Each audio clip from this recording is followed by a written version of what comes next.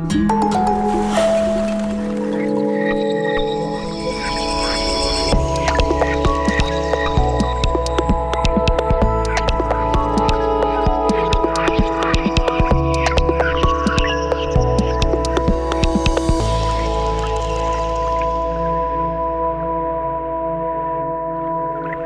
araw sa lahat. Good day everyone and welcome to the Listening Tambayan.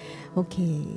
So the Listening Tambayan is a gathering of practitioners and audience for collective listening, and it is under the Listening Biennial 2023.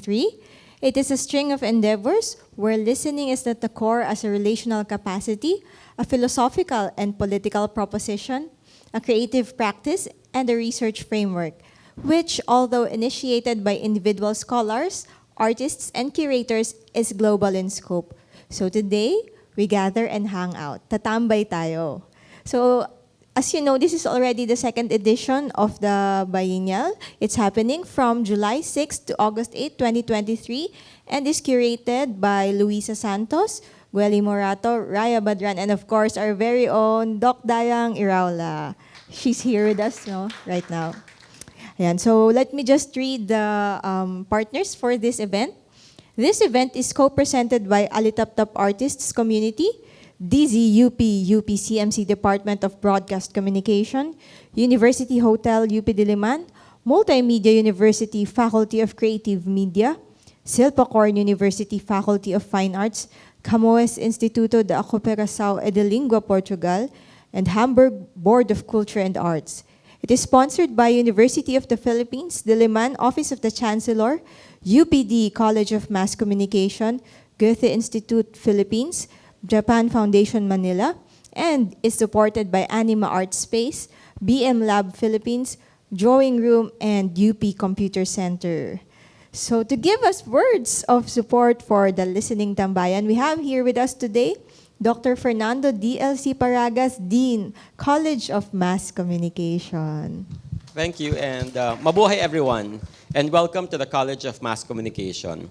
We are very pleased that the university's official radio station, the DZUP 1602 of the Department of Broadcast Communication, is hosting the Listening Tambayan of our Listening Biennial. Tambayans are a universal space where we often talk to each other, eavesdrop in each other's conversations, huddle in silence, or sit in solitude. We at CMC and the university value our hangout places such as faculty lounges, staff pantries, student tambayans, dorm halls, and public parks as spaces of refuge and bonding for our family, co-workers, and friends. It is in our tambayans that we come together as a community. The new rituals we have evolved during the pandemic, however, mean we hang out less physically in person. We tambay or lurk now in social media or in various social media platforms.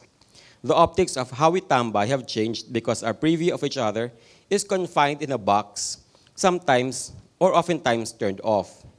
However, whether we tambay virtually or physically, the sounds online remain the same. We still hear each other's voices and sometimes even hear ambient noises. And while we often mute ourselves online, that approximates the reality too of how we take turns speaking.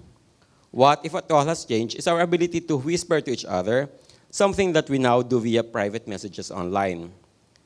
The pandemic also has made things seemingly quieter. Our college is known, for better or for worse, for its loudness. But its volume nowadays is not as high or as extended. There is seemingly a newfound custom of silence and solitude. What this means for us in the long term, we don't know still. Thus, the questions of this year's Biennial, what is it that we hear that we would listen to? And what is it that we do not hear that we should listen to? Are particularly crucial as we are still defining ourselves in our supposed post-pandemic next normal. In listening individually and collectively, perhaps we will get to reflect upon where to go next, even as we move to the rhythm of our own determination. Our deepest gratitude to the organizers and our guests of the Listening Biennial, and to my colleagues at the DZUP and the Department of Broadcast Communication for this beautiful initiative. Maraming salamat to all of us, researchers, journalists, broadcasters, filmmakers, and creative workers who are making the world a beautiful place where we and future generations can tambay in peace and harmony. Maraming salamat. Thank you, Dean Hernan. Salamat po. No? So, just a recap on the past events. We just aired episode 4, Listening to a Record. So, what we discussed there, what we talked about, what we tambayed about is how recording expands and legitimizes sound as an object. It's not a mere accessory, but a legitimate object in itself. Recording also expands access to these objects and therefore contributing to giving a deeper meaning and appreciation and understanding of the world. So from episode 4, we now move on to episode 5, Listening to Noise or Silence. For today's episode, we have here with us at the CMC Auditorium, David Wallraf and Hasan Hujairi. And over there on Zoom, we have Dr. Kevin Murray. Hello. Yeah. So before we start this tambayan, let me just give some reminders, just a few reminders, and later I'll ask our guests over here if they have their reminders or things to observe for their playlists. So for me, it's just simple, no? If you have your gadgets, kindly keep them in silent mode. And if you can afford to turn them off, please do so. Number 2, we are in a tambayan, so this is a bit informal, hanging out. So you can talk and react, but just remember, talking is okay as long as it contributes to the soundscape productively. No? And then lastly, try to avoid distractions and immerse yourself in the sounds around you. Okay? So let's move on to our first guest. Our first guest is David Wallraf. Hello. Guten Tag.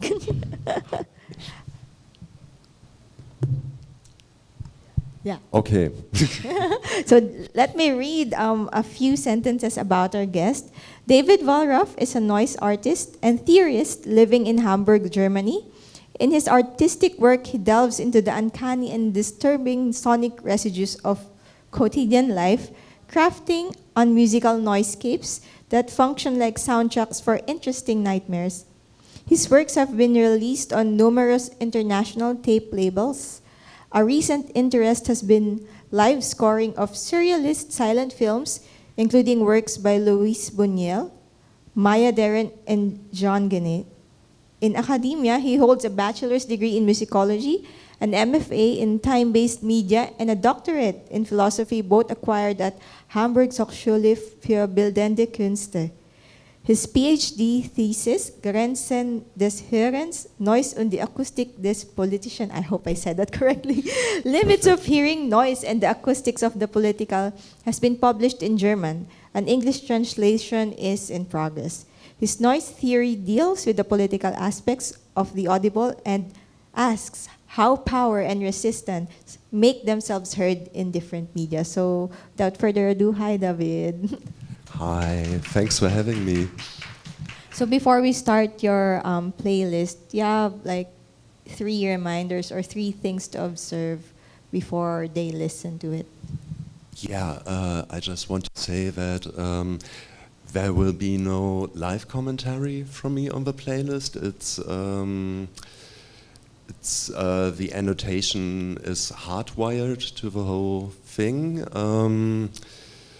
which hopefully will make sense as you all listen, and it's about different kinds of noises, different concepts of noise, and different noises we experience in everyday life, drawing from like a library of field recordings that span a time span of about 10 years, so it's also a bit of a personal audio diary in a way, and yeah, I really hope it will be relatable and interesting and provoke some questions from you. Thanks. Okay, so thank you for that. Let's listen to the playlist.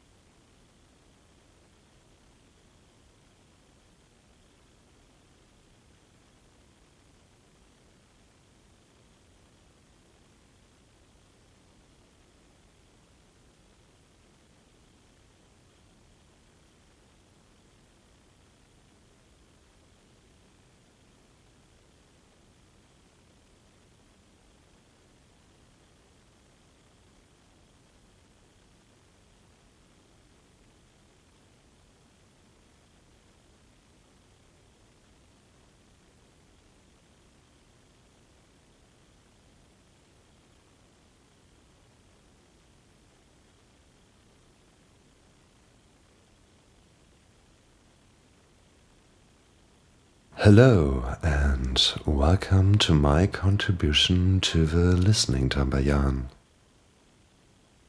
The title of this playlist is Impossibilities.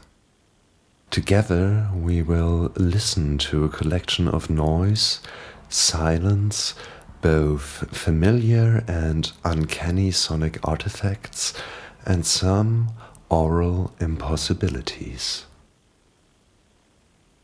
What you would be listening to right now, if I wasn't purposefully interfering with this voiceover, is a rendition of John Cage's 1952 piece 433. Cage wanted to show us that for a hearing being there can be no silence.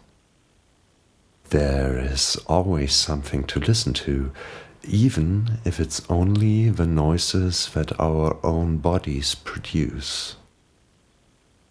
Cage had to use a special device to make the absence of silence audible in the setting of a recital.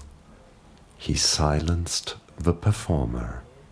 You cannot have silence without silencing something or somebody. And in silence, there's always noise. A diametrically opposing approach to this problem was chosen in the next piece, a 4-minute, 33-second excerpt from French harsh noise wall project Vomir's 6 CD box Claustration from 2007. Just imagine this to run for 7 hours straight.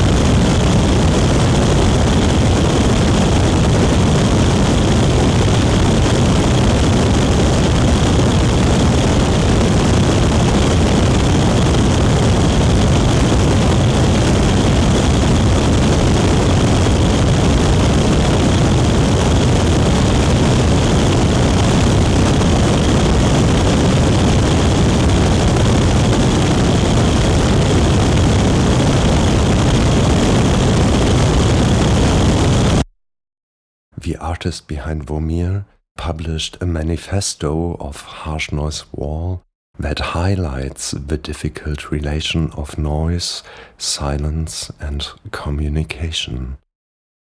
The only still free behavior is the noise and withdrawal, to never surrender to handling, socialization, and entertainment. Harsh Noise Wall wants to be the total rejection of sociality and communication, but of course it still needs to write a manifesto, which means communicate. Silence is not an option. Communication is inescapable, and there's plenty of movement to be detected in a harsh noise wall track. But how can we define noise precisely? In acoustics, we have this.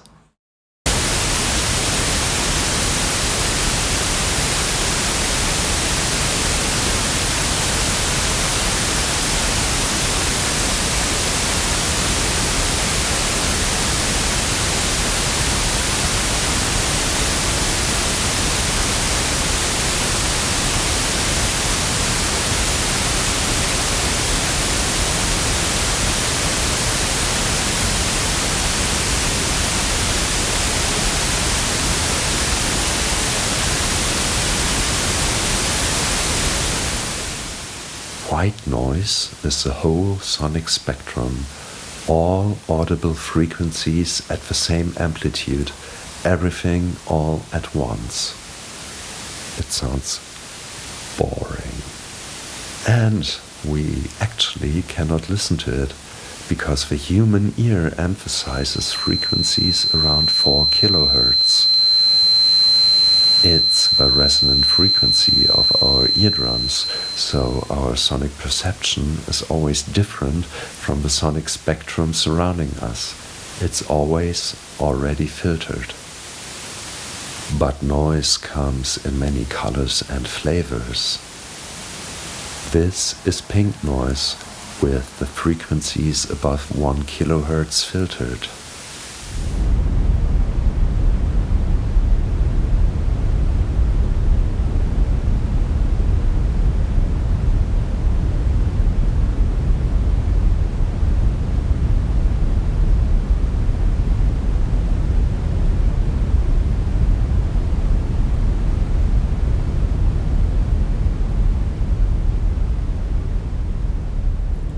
Relaxed, soothed, bathed in pink noise.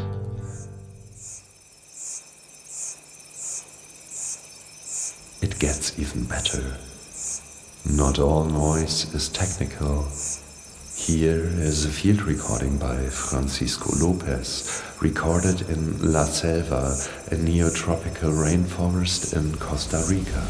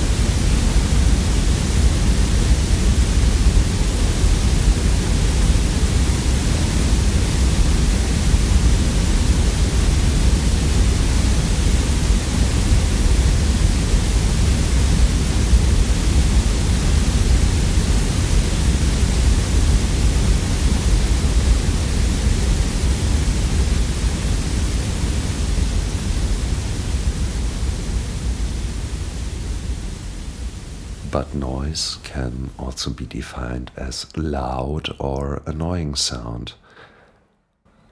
I will not play a detrimentally loud sound for you. Just imagine a sonic event that is so loud that it would be the last sound you ever hear.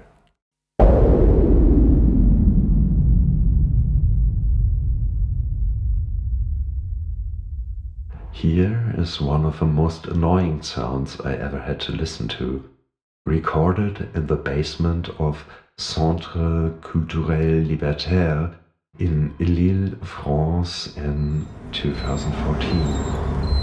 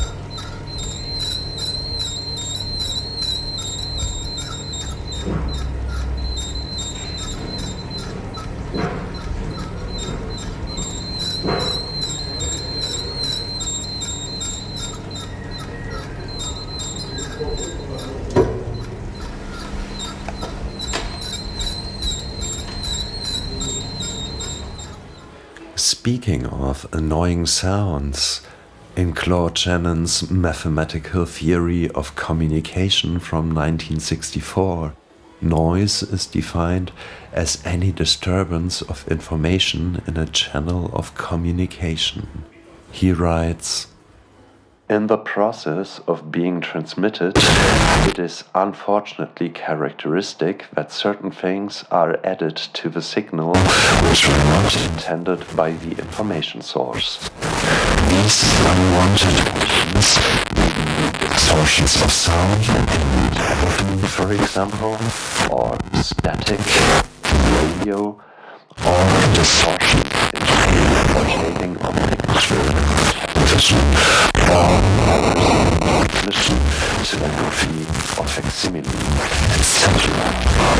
All of these changes in the transmitted signal are called noise." Perversely, in theory, these changes actually add up to more information. Since they increase the entropy of a signal, they give it more meaning from which the receiver can choose. But it is unwanted information, an unnecessary surplus of noise.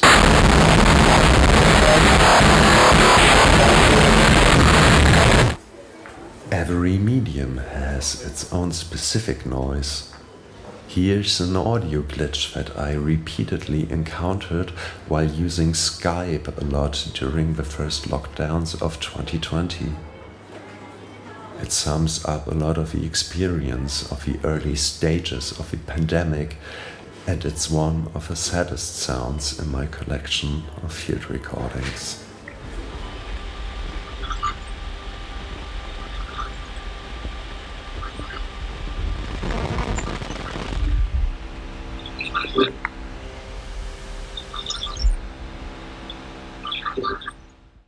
But noise can be more.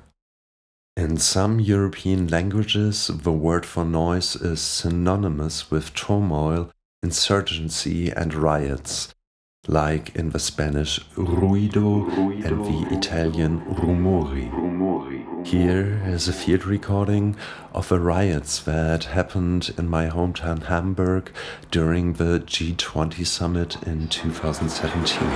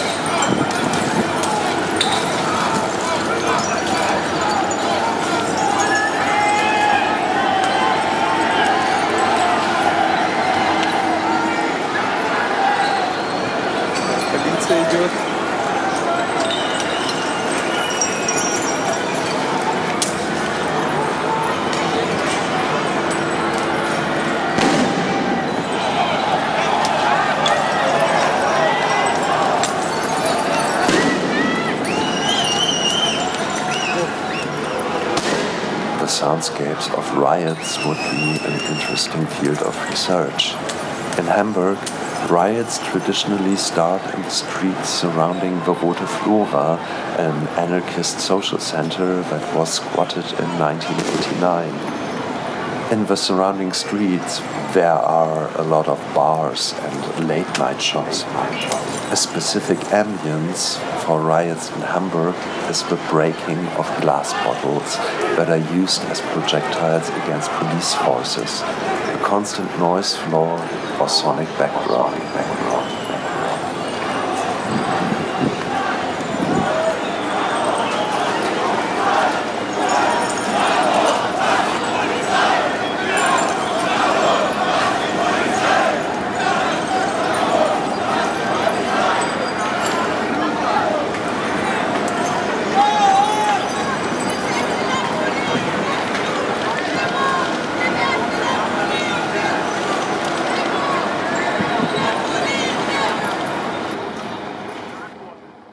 But of course, there's still more noise.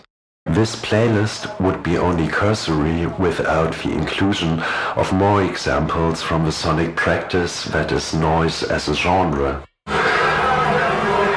Here's an old noise track of mine I did a few years ago that is entirely assembled from distorted and cut up field recordings.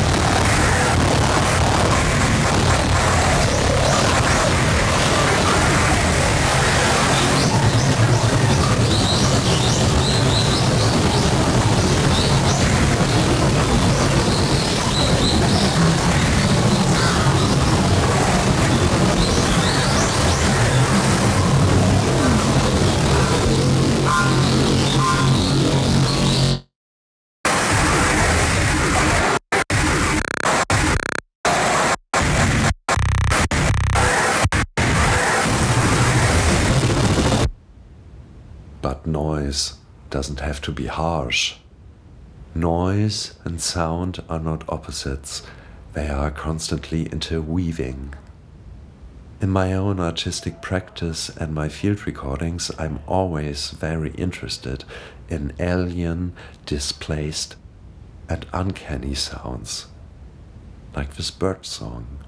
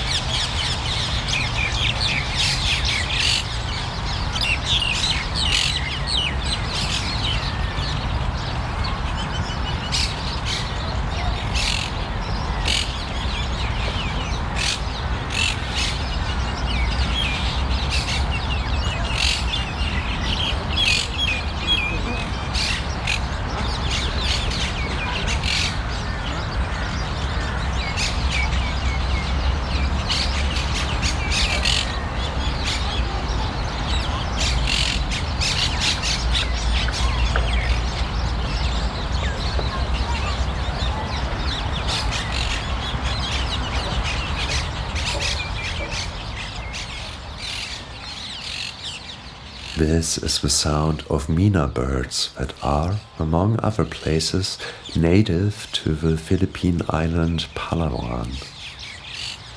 I recorded them in 2019 near the Yukon River in Tel Aviv, Israel, where they live as an invasive species. A completely different example of birdsong is this electronic artificial acoustic backdrop recorded in a train station in Tokyo, Japan in 2012.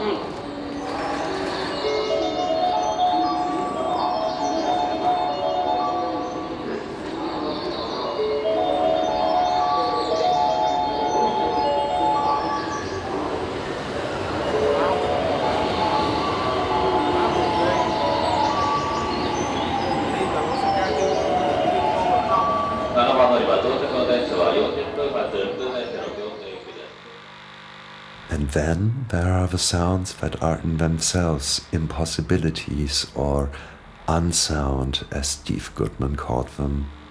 Sounds that are outside the human hearing range, or electromagnetic waves that are not sounds in themselves, but that can be transposed and transduced into a medium and frequency range that we can perceive orally. This is the sound of an elevator in the EMST Art Center in Athens, recorded during the Documenta in 2017.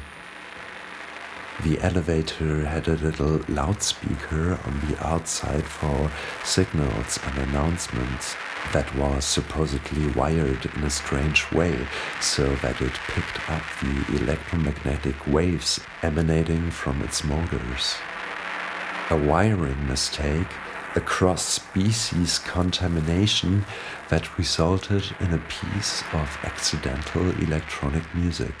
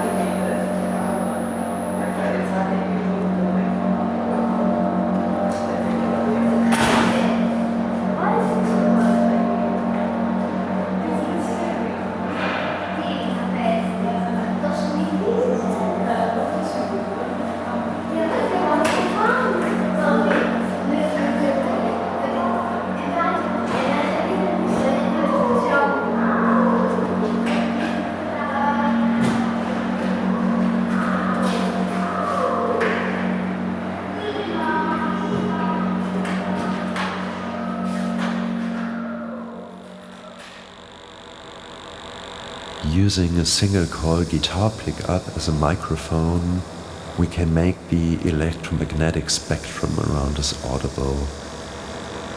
This was recorded in Hamburg's Central Station at 96 kHz sampling rate and pitched down several octaves.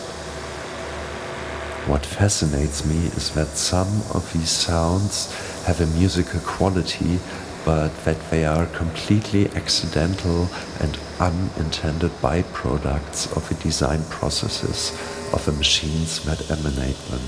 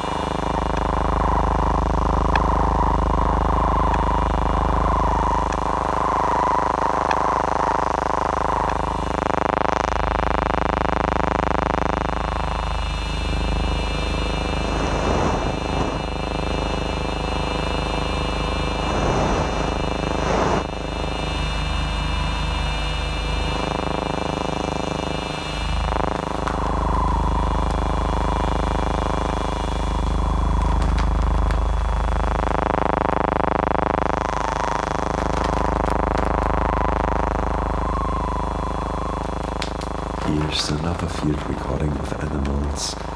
Bats recorded in a park in Hamburg, again at 96 kHz and pitched down several octaves. For sonic perspective, you can hear a person walking by. The brisk steps of an evening walk slowed down to a grinding crunch.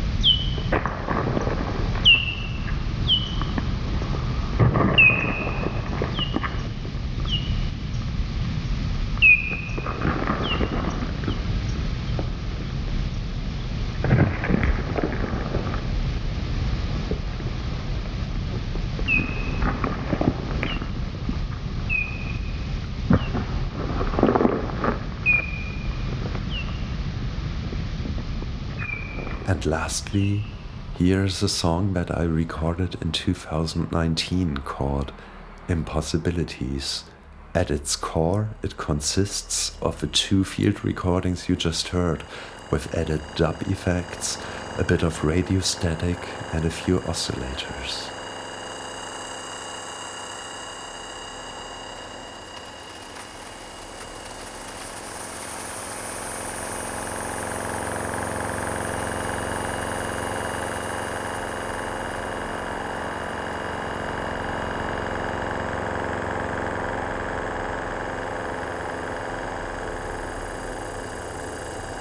Thank you so much for your attention, and I'm really looking forward to our discussion.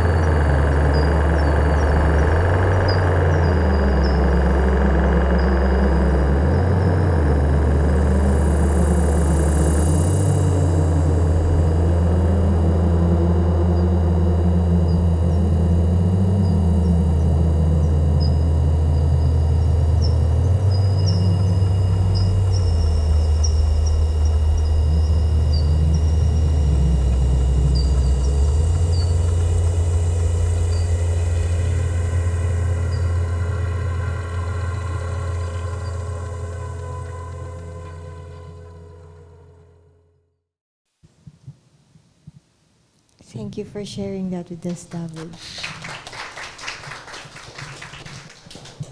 Yeah, I repeat myself. Thanks for listening.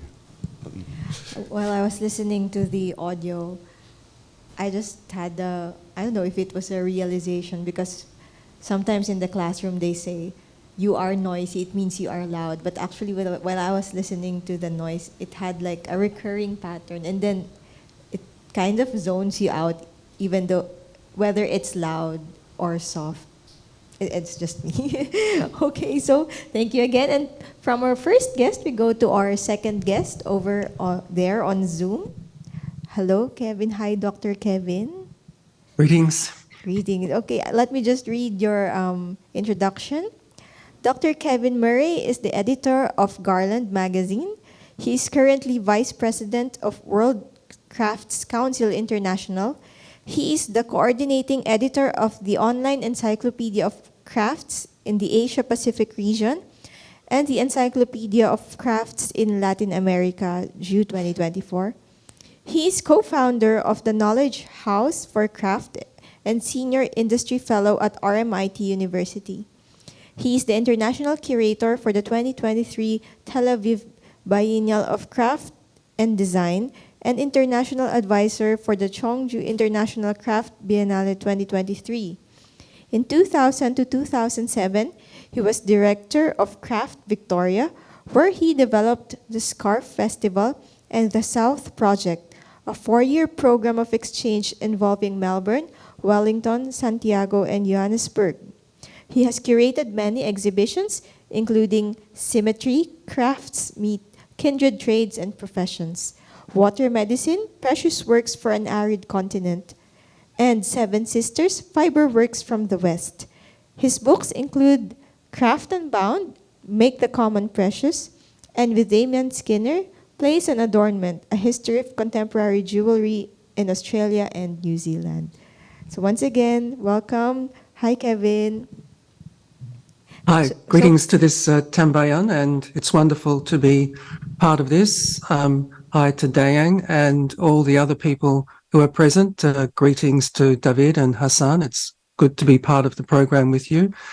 And I'm currently in Melbourne, otherwise known as Naarm. We're in Wurundjeri land, the land of the traditional peoples of this particular part of Australia. And I pay my respects to their elders, past and present, and to the ancestors of the lands where you come from. And may we all be good ancestors for those of us in the future. Now, it's quite fitting that we now look to silence after thinking about sound. And as David mentioned, silence is to an extent a dialectically related phenomenon to noise. They define each other. And I want to reflect a little on the meaning of silence, what it is that it tells us. And I want to begin just with a scene at the University of South Pacific in Fiji, in Nadi. And this university is a beautiful campus. It's filled with banyan trees, with tendrils. It's very lush. And I was very curious to know, what is the thinking going on inside this important institution in the Pacific. And so I went into a bookshop, and it was still at that time when looking at the books on the shelves provided you with an insight into the kind of research happening. You didn't have to Google, you could just be there present to it. And I came across this book called Knowing and Learning, an Indigenous Fijian Approach. Now, it wasn't a particularly captivating title, but I flicked it open and I came across this section called 18 Different Forms of Silence. And I thought, that's quite remarkable that you can have 18 different kinds of silence. Now, I always assumed that silence was a kind of an absence. Could you have 18 different kinds of emptiness or 18 different kinds of nothing? It was quite an interesting testament to the power of taxonomy that it could do this. And so I read this book by Unaisi Nabombabamba, I've been in touch with since, and was fascinated by the different forms of silence within this particular culture of Fiji. I won't list them all now, we don't have time, but there's silence as resistance, disagreement, and opposition. And this particularly occurred because of the situations where authority speaks and expects a response, only a response of agreement. And when that isn't, that is seen as a very powerful form of resistance, even though it's not actually saying no, but just not to say yes. There's silence and relationships of avoidance. This would be particularly in the case of prohibitions on contact between people within kinship groups, silence when in awe of custom, and silence in death, obviously related to funerals. And anyway, this sowed the seed for what I'm going to be talking about today, which is what it has to tell us. And I've since come across other taxonomies. The Anishinaabe in Turtle Island, North America, have 6 different situations where silence is important: in meeting strangers, early courting, children coming home after a long absence, getting cussed out, being very angry, being with people who are in mourning, and patience at healing ceremonies. And another one, finally, from the psychiatrist Paul Goodman. There is the dumb silence of slumber or apathy, the sober silence that goes with a solemn animal face, the fertile silence of awareness, pasturing the soul whence emerge new thoughts, the alive silence of alert perception, ready to say this, the musical silence that accompanies absorbed activity, the silence of listening to another speak, catching the drift and helping him be clear, the noisy silence of resentment and self-recrimination, loud and subvocal speech, but sullen to say it, baffled silence, the silence of peaceful accord with other persons or communion with the cosmos. So I guess that gives you a sense of the richness of this seeming absence of sound. Anyway, I want to just begin by thinking about this absence with the first track, which is about the relative nature of silence. And so if we'd like to start with that.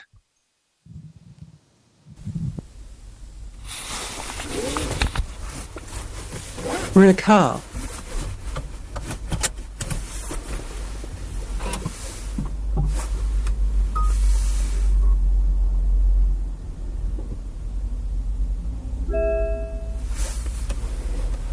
The car is on.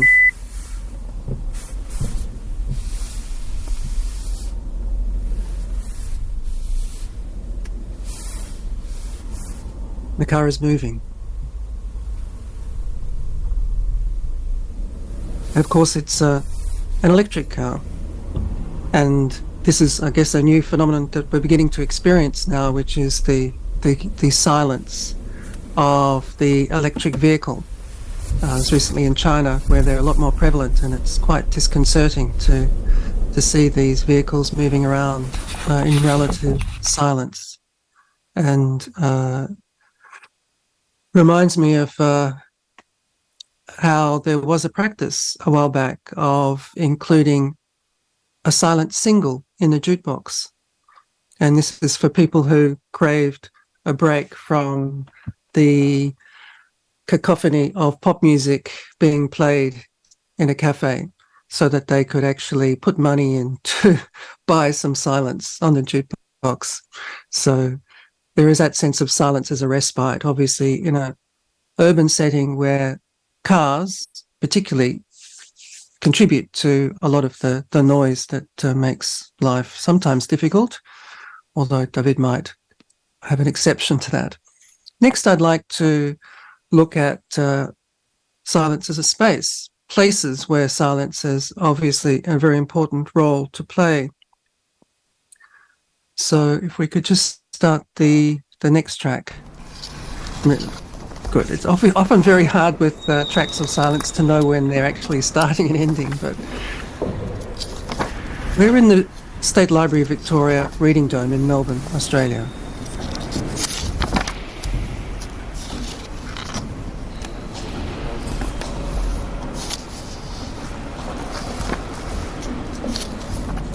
So we have in this reading dome in a library a sense of silence as a space for cognitive processes like reading, thinking, prayer.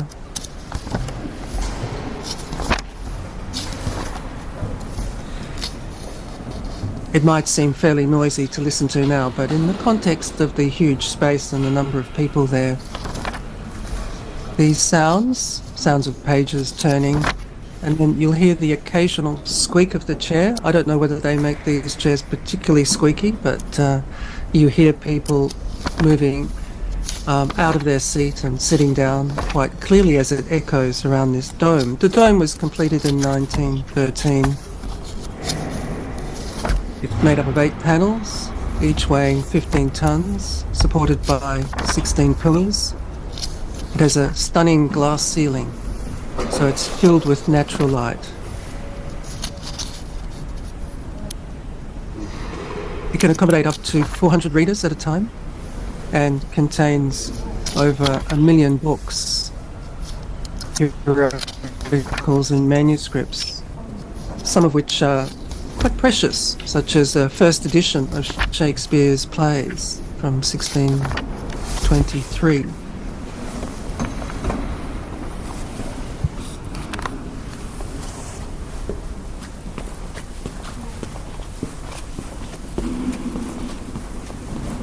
So this is silence, which is a contract we have when we move into a space such as a library or a cathedral. It's policed by the occasional dirty look if somebody's talking, or a finger to the lips, or in more extreme cases, a librarian will come over and request silence or the person leave.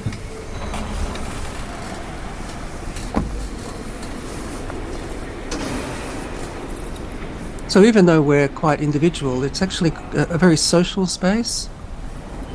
And I was very struck during the pandemic at the development of what were called silent Zooms.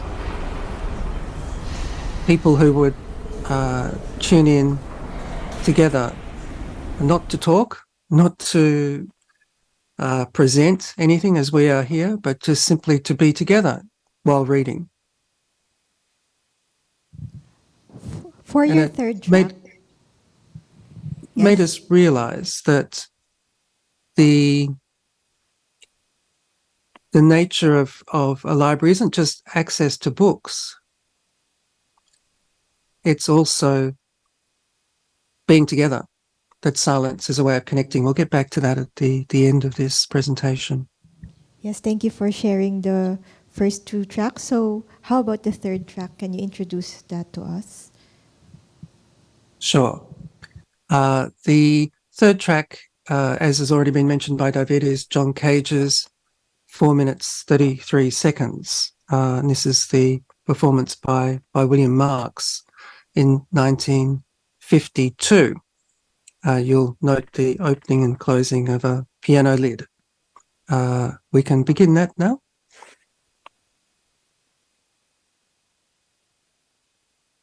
And now, a performance of John Cage's 433. Please welcome our soloist, William Marks.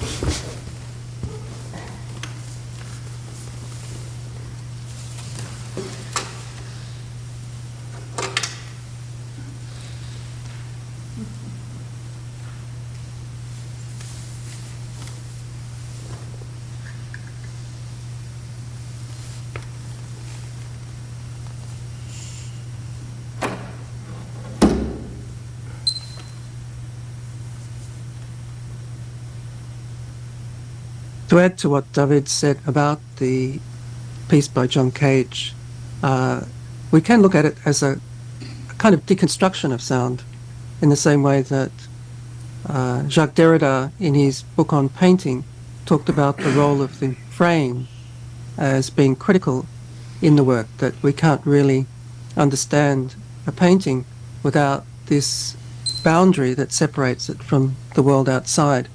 And part of the performance is about the way in which the ritual of the performance, the beginning and end, and the sounds that accompany it are critical to our experience of it, as well as, of course, the nature of then attending to incidental sounds that are around us. And there have been various different versions of this. The heavy metal band, Dead Territory, did a version. They put in their earplugs, they did a big kind of tune the guitar, a drumstick count off, 1, 2, 3, and then silence as well. So it's like every different musical form has an opportunity to demonstrate this. So silence as a performance has been, of course, very powerful. Think of Marina Abramovich's The Artist is Present, when at MoMA in New York in 2010, she had a performance where she shared a minute of silence with each stranger who sat in front of her as an important gift that she offered, the kind of communication that you can have somebody in silence being quite profound. And this was dramatized particularly when her ex-lover, Ulve, arrived without her knowing. So it enabled that kind of connection to occur in a way that was devoid of any cliche, long time no see, but reflected the fact that they had last met each other when they broke their relationship off in the middle of the Great Wall of China.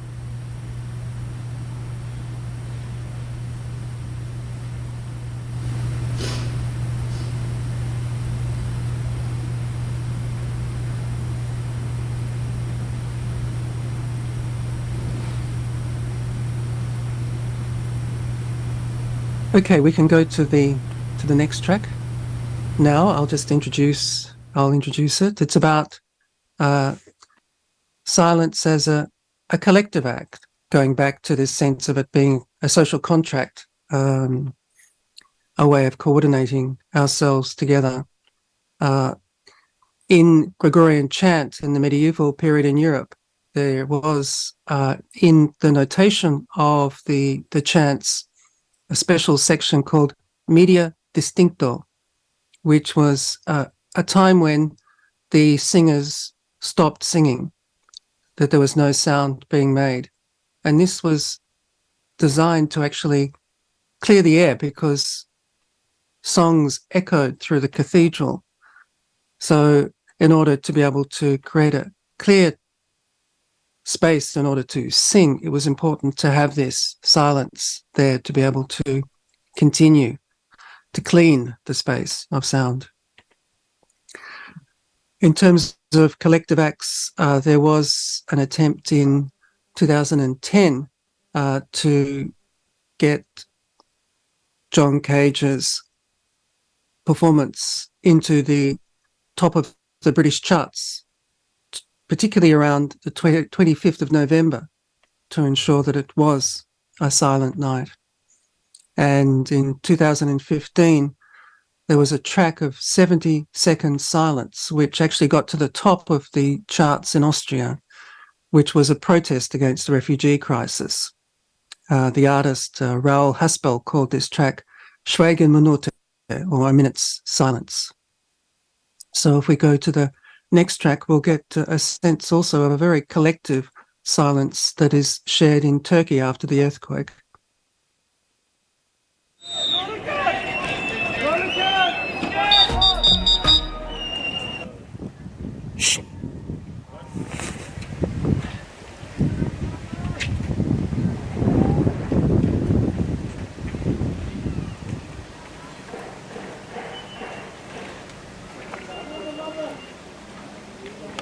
Tamam olduğunda haber edildiler.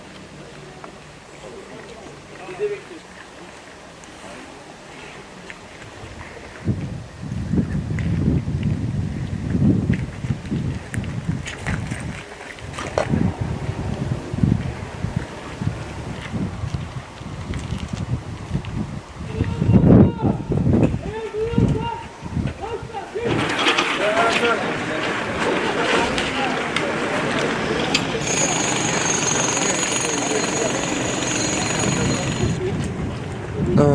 This was Turkish workers breaking the work in trying to rescue survivors simply to hear the sound of anyone who might still be there, because, of course, as you heard with the equipment, it was very hard to actually hear anyone who might be trapped. So as part of their work, they would spend a minute to simply stop work in order to be able to listen. That was a very obviously emotional moment as they attended to that.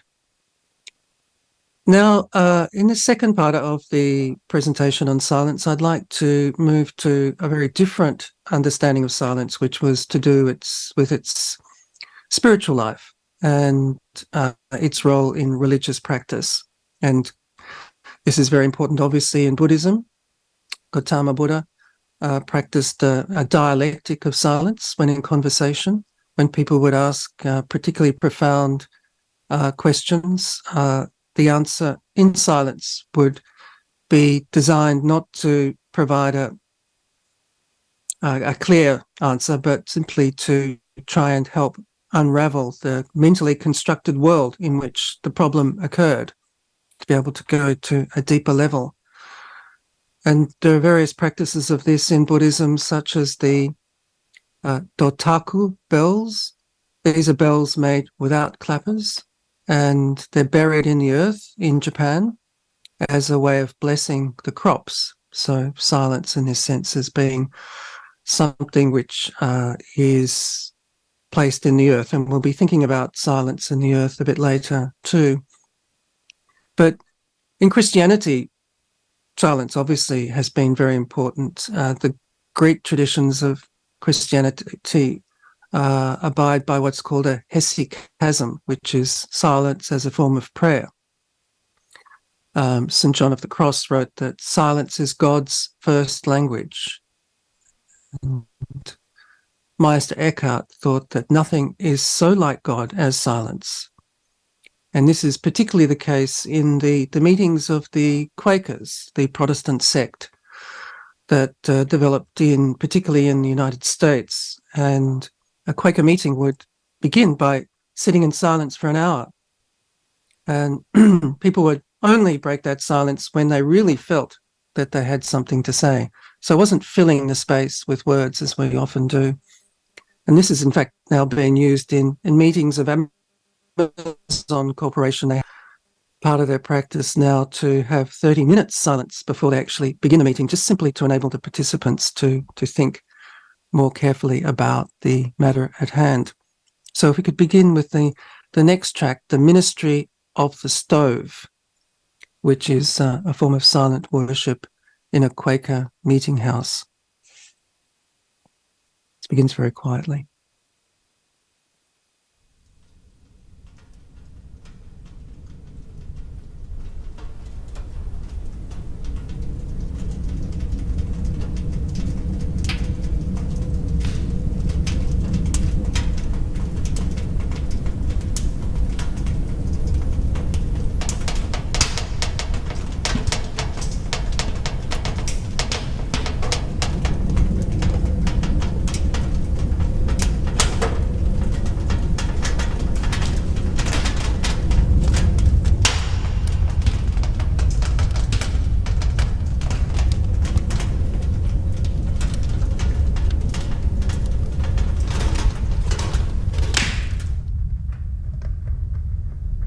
So listening to the fire crackling, it's a beautiful sound, together, silently, as a way of reaching the spirit world.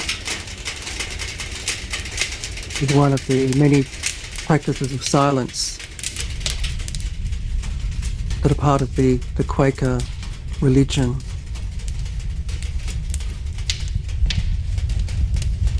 Silence is also quite contentious in Christianity. There's a very interesting book by David McCulloch called Silence, A Christian History. And he talks about the way in which the Reformation, which involved the destruction of many icons and other what are seen as superstitious practices, led to a much more collective practice of religion. And he looked at the way in which Catholic service often involved moments of silence, of prayer, and that the icons and statuary of the church gave the eyes something to dwell on during this silence. And this was quite an individual experience, very private in terms of prayer, whereas Protestantism tended to fill the space with hymns, words, that people were not really given the same space for privacy as they were in Catholicism, which is kind of contrary to what we normally think of with Protestantism as a form of individualism. But when thinking about it purely in terms of sound, there was this quite distinct difference. Many indigenous religions or spiritual practices involved what you might call deep listening.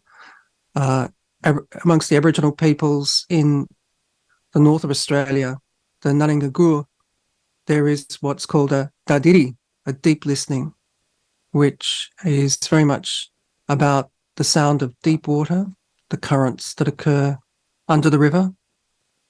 And one of the kinds of silence that is practiced in Fiji in this taxonomy of 18 different kinds of silence, which is a form of deep listening to the earth. And it's probably in David's palette, but we do know that there is actually a deep hum which occurs within the earth, a frequency which is like a static on TV slowed down 10,000 times. So an ability to sort of connect with this is part of this experience of Vakanamodi, the deep listening, which is important in Fiji. And I'd just like to briefly quote the Australian poet Judith Wright. "Silence is the rock where I shall stand, silence between this and the next breath."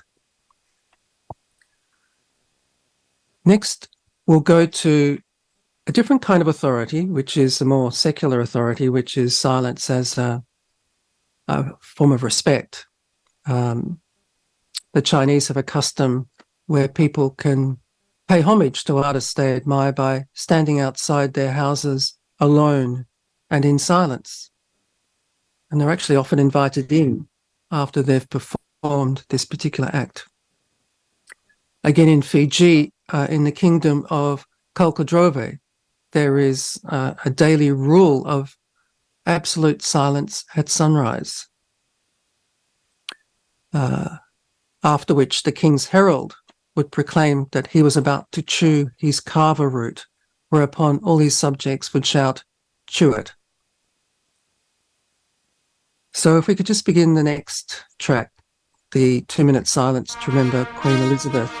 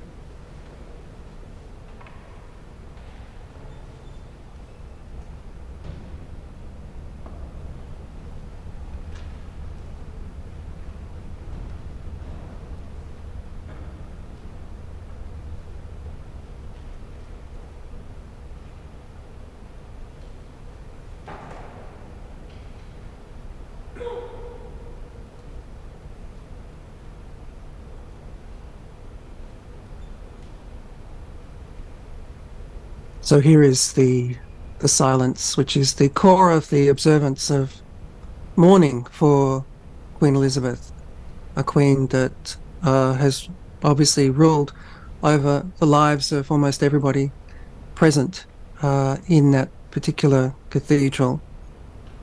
We note, obviously, the fanfare that begins the silence. To an extent, I guess, that the fanfare clears the air, stops people speaking. It's loud enough to do that, but it also then creates this very dramatic contrast between the trumpet and the absence of sound. But of course, it's not a complete absence. We heard a little cough. There's a rustle. There's the echo of the cathedral. All this is something which is part of the experience as each tries individually to recall memories of the now deceased queen.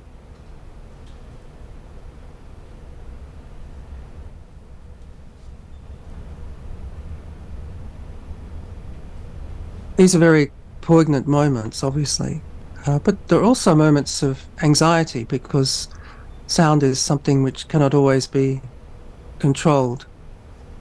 I remember once I was at a funeral service for a professor. Getting to the end of that silence here.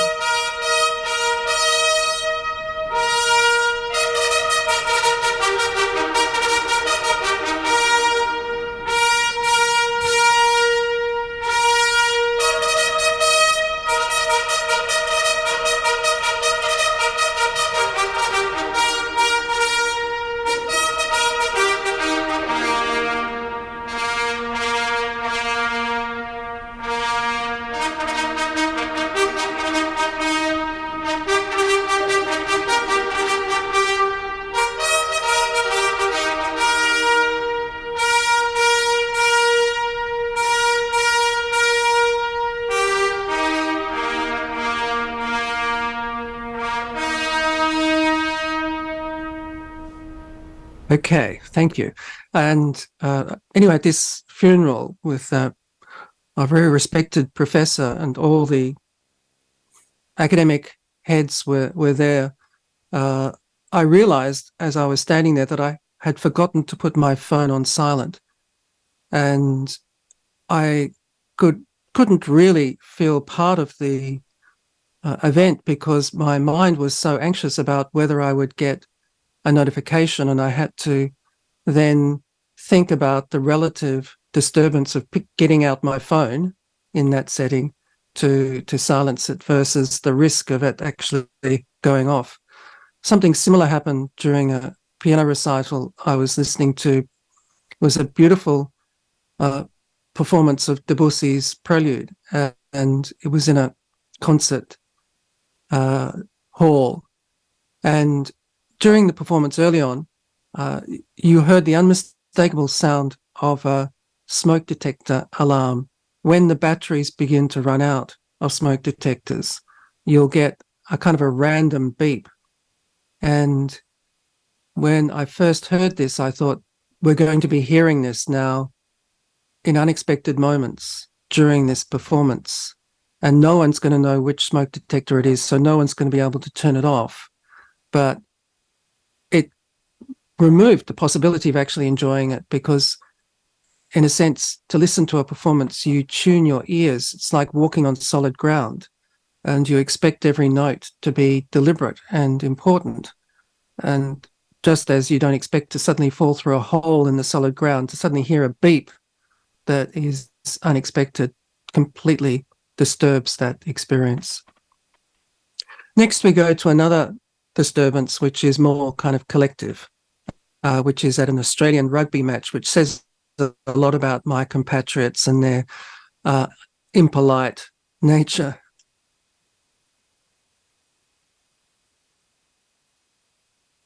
Would you please stand once again and observe a moment's silence for the legendary Ron Clark.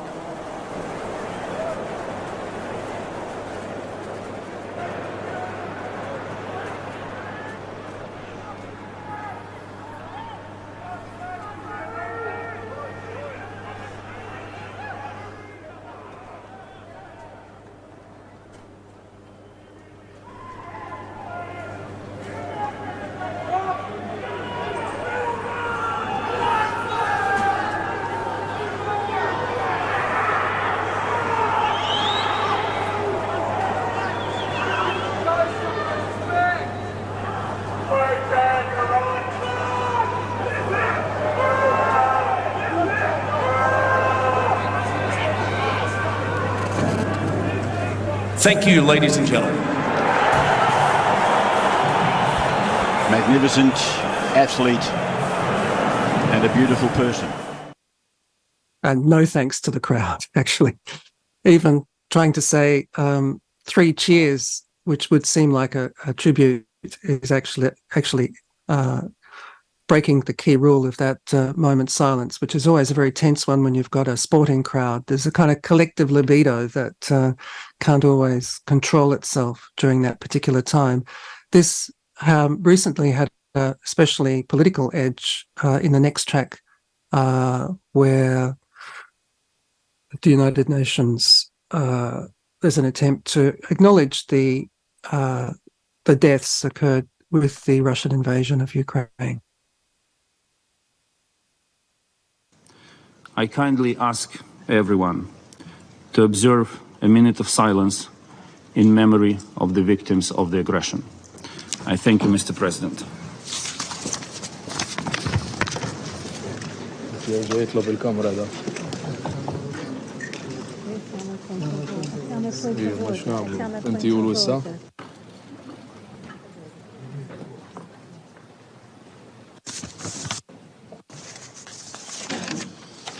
The representative of the Russian Federation has asked for the floor to make a statement.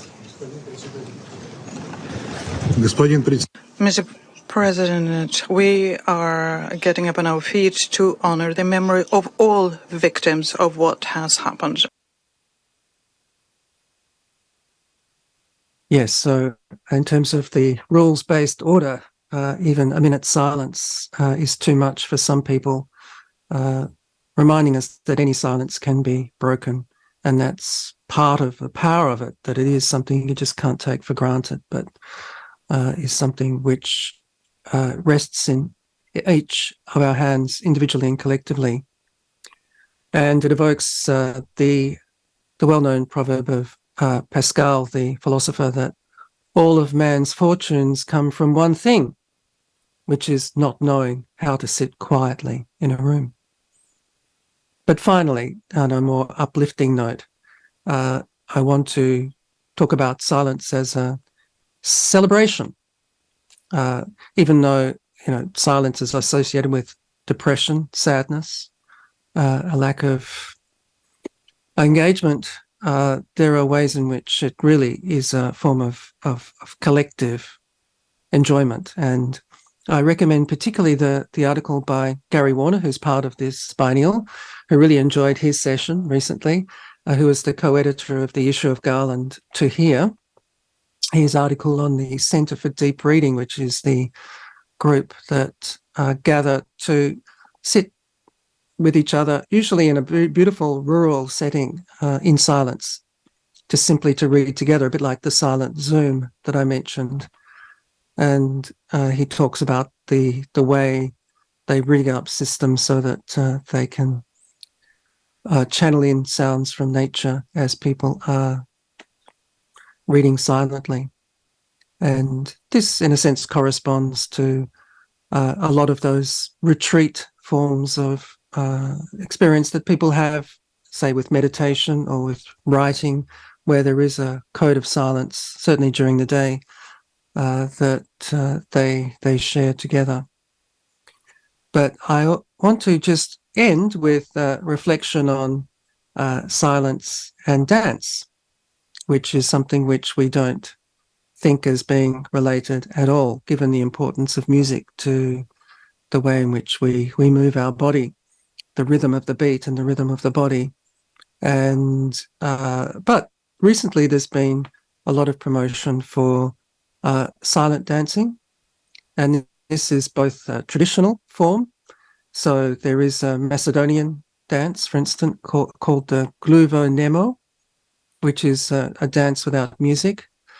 But people wear these coins on their chests, and it's just simply the rhythm of those coins which provide the percussion for the dancing. But UNESCO recently acknowledged under its Intangible Cultural Heritage Program the Njemo Kolo Croatian silent circle dance. And what's very interesting about this dance is that there's no music and there's no percussion, there's no sound, so that the participants actually have to look to each other to be able to coordinate. They can't, as we would normally do, just simply move according to the music. So they have to move according to each other. So it actually creates a stronger connection with each other. But of course, we experienced more recently the phenomenon of the silent disco. So I'd like to end with one going through the streets of Edinburgh.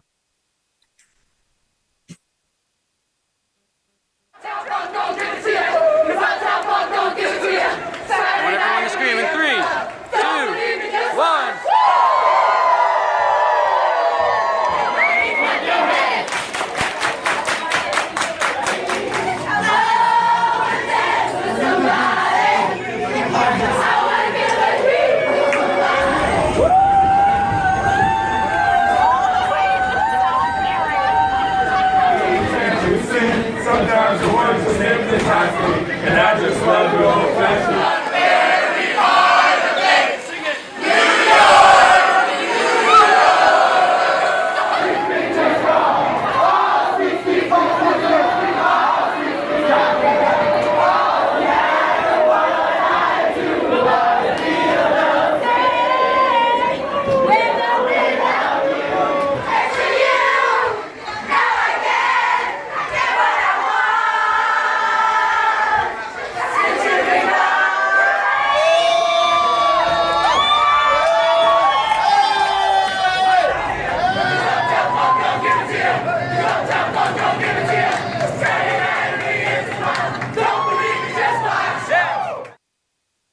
So I'd like to make a comment about that the silence obviously is not in the sound, but in the fact that the participants can't hear themselves.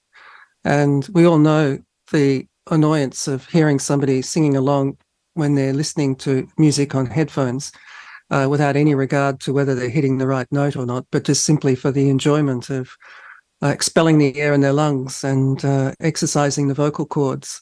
And here we have that as a collective experience. Since they can't hear each other, they can then simply give vent to the excitement of the music, to listen, to respond to it spontaneously. So anyway, I hope that's been interesting to you in terms of this dialectic between silence and noise, and particularly thinking about, in terms of Tambayan, a conversation, the role that silence can play contributing to that very social kind of experience. So finally, in conclusion, the key point that I'd like to make is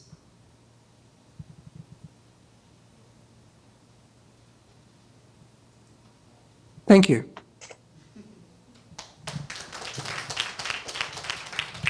For a minute, I thought the Zoom froze, but thank you for that, Kevin.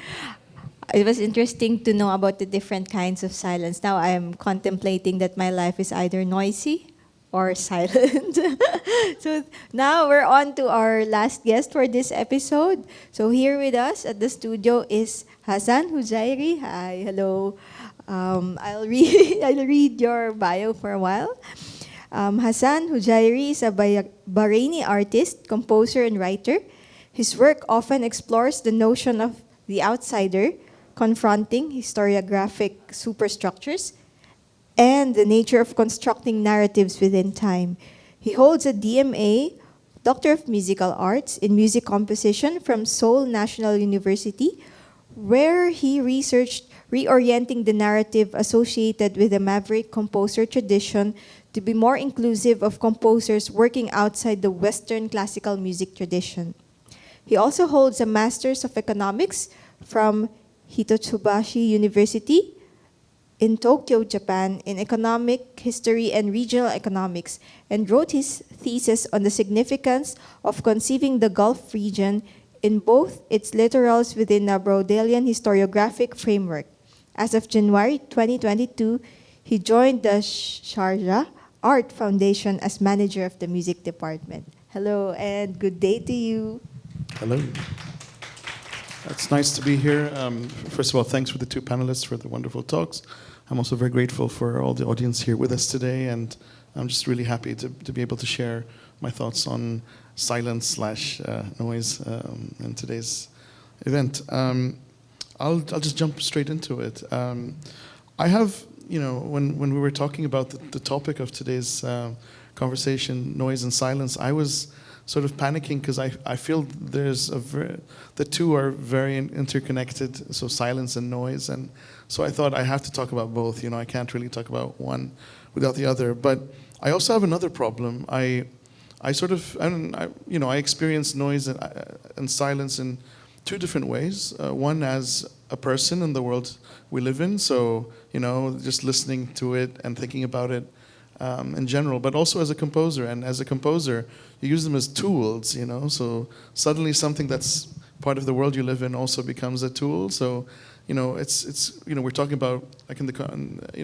how it affects the world we live in, but you can also talk about how you use it as a technique or as a tool in the music you make. And so this sometimes becomes problematic, where you try to respect kind of the social or political situation or what this, whether silence or noise or sound can mean within a social or political context, but you're also using them as tools. And so this kind of, this conflict sometimes becomes an interesting sort of source for thinking or just reflecting on the world we live in. So I would like to start by talking about a few things. In 2011, we had what was known as the Arab Spring, this series of protests that happened in many different countries in the Middle East, and I was there at the time, and what was interesting was I've seen, and also in 2017 in South Korea, there was also this major protest happening, and in both situations, I experienced that protests can be extremely loud, but also extremely silent at the same time. So, to me, this idea of equating noise with sort of going against the authority, I think also silence also can have a very profound effect on sort of going against authority. So for the two, to me, in the world I've kind of experienced, are almost interchangeable. They're almost the same. And I remember in 2019 in Australia, I had a conversation with an artist from New Zealand, Roseanne Raymond, and an Australian artist, Richard Bell. And we were both talking about sort of this idea of trying to understand, quote unquote, the philosophies of one's own culture in order to come up with your own view of art making or world building, And so these conversations left a very big impact on me in trying to think about, if I were to think about, for example, music composition or silence, how does it apply to me as someone from a very specific country, from a very specific culture, without needing, what does it mean to me personally in my very specific context? So I have a few anecdotes to share before we jump into listening to the audio samples that I've selected. The first anecdote is my first music classes were in a choir in school. So there was a children's choir and we were singing. And it was mostly songs by the Carpenters, which is very, it's the Carpenters. And it was fun. But one day, maybe 2 years or 3 years into the choir, our teacher said that she's going to share with us the secret of music. And I got really excited. And she said, the secret of music is there's consonance and dissonance. And consonance is nice sounds together, and dissonance is bad sounds together. And when she played the dissonance, I liked the dissonance more than the consonance. And I said, but that sounds better to me, And so I quit the choir, And she got upset with me, but that was one kind of. So this idea that music has to sound nice, was one of those kind of moments. There's also, a few years later when I became more interested in composing, I was reading a lot of texts written by John Cage, and I was really excited about, at first, that if you read some of his books, like, for example, Silence, he has this book called Silence, which is a fun read, but I was excited about it because I was reading the thoughts of a person who was trying to logically explain his view of things and how he kind of translate that into the music that he composes. So, for example, but it also becomes problematic because he is, in a way, appropriating a different culture, oftentimes referencing, Zen Buddhism. But at the same time, his use of Zen Buddhism is, there are some points where he's obviously deliberately maybe misunderstanding or mistranslating certain ideas. Like, for example, nothing, when the proper translation, many argue, should have been nothingness. And so within Buddhism, the idea of nothingness is different than nothing. And so, so I thought, here's a person who's very revered, had a very big impact on music, but also, he was kind of, in a way, translating or mistranslating something to fit as a tool, for his work. And I thought maybe I could do the same for where I come from. And so, the last, over the years, I've been trying to, sort of deprogram myself from being a very rigid kind of traditional composer, and I'm trying to look more into ways that are more from where I come from. So when I was younger, again, in university, we'd be studying, Stockhausen, Schoenberg, and, all these big names, Western classical music names, and trying to kind of move forward in that tradition. But, that's not where I come from, and it's not really, who I really am. And so over the past few years, I've been trying to just make sense of, how do I break away from things. And so the way I use silence and noise and for my talk today is a bit different from what we've been listening to earlier. Noise and silence, as in, noise as in, great examples David showed about, how clear they are, but in my case, I'm using it more in a very kind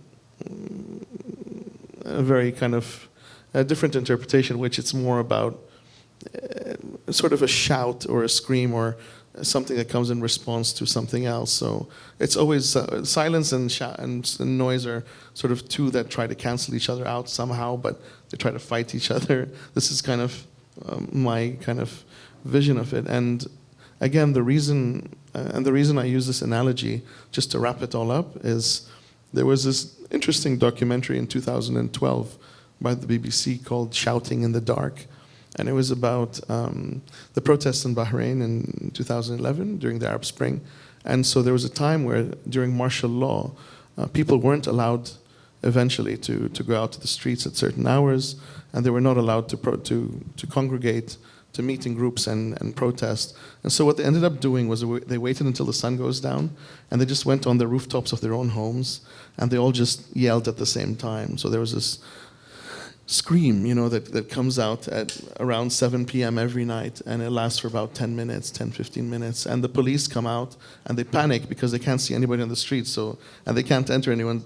So it was a very interesting idea that silence felt really almost horizontal, like with the horizon, but noise was very vertical, So I like this horizontal silence and vertical noise, vertical screaming. So the three examples, I introduced three examples today, and they each have a story. So they're not noise and silence per se, but to me they're more about sort of how one part of, in terms of like socio-political history, is how something sort of confronts something else. And the first example, before we play it, I'd just like to give a quick introduction. It's from the year 1990. And it's by a kind of like a musician called Ali Bahar who passed away in 2011, but he's now seen as like a local hero. But while he was alive, for the most part, he was not. He was kind of reduced to, people sort of looked down at him for having problems with drugs. He was arrested several times. He was kind of seen as like, and he didn't make music that sounded popular, that didn't sound sort of in line with what was expected of pop singers. And so this first song is called El Barha, which means yesterday, or last night, rather. And it's a love song, but it goes on for a really long time. It's a very long love song, and it's a very sad song where he talks about how he's been upset since last night, and you don't really know why, but he's been crying all night, and even the moon sort of is not there to kind of make him feel better, and he feels lonely, and but it's mostly a love song. But what's funny about this song is he uses the rhythm, the drums that he uses. The beat is from the traditional wedding beat from when the bride walks in, but he slows it down and he makes it in this overly sentimental kind of sad performance. And people today listen to it and they're like, wow, this guy really knew how to kind of emote something. And at the time, like in men's, when a man would sing, you wouldn't go over the top and being overly emotional. You'd kind of sing the song and you do it. But the way he sings it is he goes a little bit beyond, I think, at least the way he uses his voice sometimes, it really pushes this emotion. And so I thought, wow, from being a male from a very kind of masculine society to be able to show this and also play it in that way was kind of a shock. And now listening to this about almost over 30 years later, I still find it really interesting. The quality of the recording is not the best, but yeah, let's take a listen.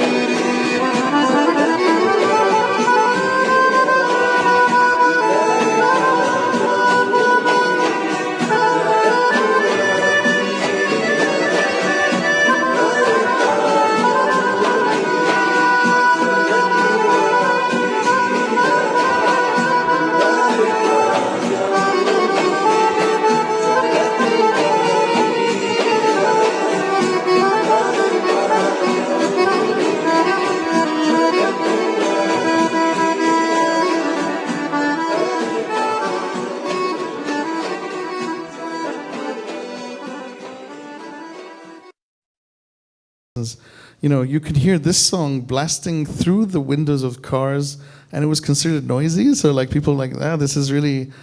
So this was part of the kind of when you're driving down the road and you hear someone playing this music, this person's so annoying, But you listen to it in this context, it sounds really different. So it's funny that a song like this could be considered noisy or annoying to other people. But when you play it really loud with the bass in your car is shaking and other people just hear the bass, the rumble of the bass, it's pretty funny. That was Ali Bahar. And the next song is, before we play it, I have a really interesting story for you. And it starts with the library, actually. And it's funny that, previously the library was mentioned as a place of silence. For me, my first memories of a library was extremely noisy. And there was someone playing, I was in the second grade in elementary school. And I remember someone playing the saxophone really loudly in the library. And nobody was surprised. Everybody was okay with it. And this kind of memory stuck with me. But the story behind the saxophone in the library was, we had the first composer, quote unquote, from Bahrain to write sort of in the Western classical music style, called Majid Marhoon. And he was born in 1945. He passed away in 2010. And when he was 15 years old, he heard on the radio the saxophone for the first time, coming through the radio station of Aramco, which is like the oil company from Saudi Arabia, and they were mostly playing American jazz at the time, and he liked it. And there were no shops that sold musical instruments, and so he saved some of his money because he quit school to work in the oil company in Bahrain to support his mother because his father had left, and. So he saved up some money and he asked his friend who was traveling to Cairo in Egypt to buy him a saxophone and some books to teach him how to play this instrument. And he taught himself at the age of 15 until the age of 19 to play, and he was okay at it. But when he was 19, he was also part of the independence movement from the UK. And your punishment at the time, in 1969, was you're put on a separate island, a penal colony off the coast of Bahrain for life, so 22 to 25 years in jail. So even though the British left in 1971, 2 years later, he still stayed on this island for 22 years. But while he was on this island on the prison, he decided he wants to learn to compose music, especially in the style of Beethoven, which is, again, very unusual. But it turns out part of his interest in Beethoven is he had a problem with listening. And he also felt that Beethoven, a lot of his music was very political. There was a lot of, some of his compositions especially were known for having a political sort of logic behind them. And so he liked this. And he started to compose music in the style of Beethoven. And for paper, he used to use, in cigarette boxes, not that I'm promoting smoking, but inside cigarette boxes at the time, there was this aluminium foil paper, so on one side it's paper, on the other side it's aluminium foil. So that paper was what he used to compose music, really carefully, his penmanship. And in the year around, so in the 70s, some of his friends had already left prison, but when they would leave, he would give them his music scores, and he would say, please, if you find an orchestra to play this music, please play it. Please find a way to play it. So one of the composers, the prisoners who was with him, moved to Sweden, to Stockholm, and he married a woman from Sweden, and she was the assistant of David Sandström, who was a Swedish composer. And when he saw the score, he said, well, people don't compose in the style of Beethoven anymore. It's kind of out of date, but it's okay. So he had a friend in East Berlin at the time who was working with one of the radio orchestras there. And they recorded 2 of his compositions, classical music, and they smuggled these scores, the recordings on vinyl, 100 copies to Bahrain, and that was kind of one of the first, maybe the first record of underground music, and it was classical music in the style of Beethoven. And the song we're going to play now is one of the tracks, one of those two songs from that recording. The title is Haneen, which means nostalgia. Yeah. Thank you.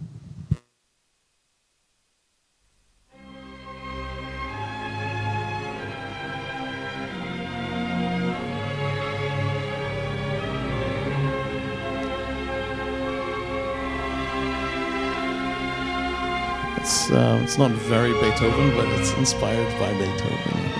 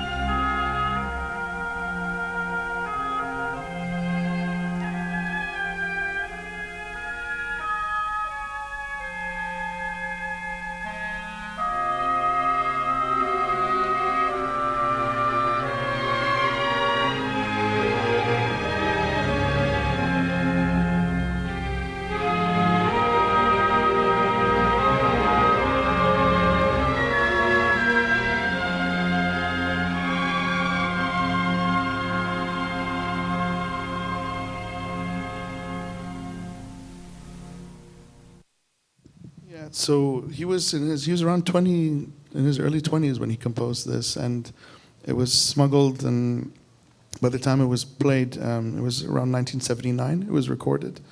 And that was the first time people knew somebody was composing in this style in Bahrain. Nobody knew.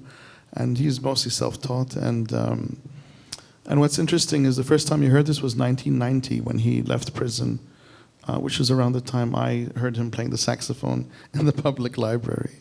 And he went on to have an interesting career, but most of his music was never really played. But I keep imagining this idea of a score being carried on a piece of paper, you know, to So in a situation of a prison where you can't really, do much, and suddenly you have this symbols you write on a piece of paper and you give it to someone, goes someone else, and then a full orchestra plays it and they send it back to you. That kind of, there's something disruptive in it, something punk, and I find it really, it's one of those stories that I think about a lot. And but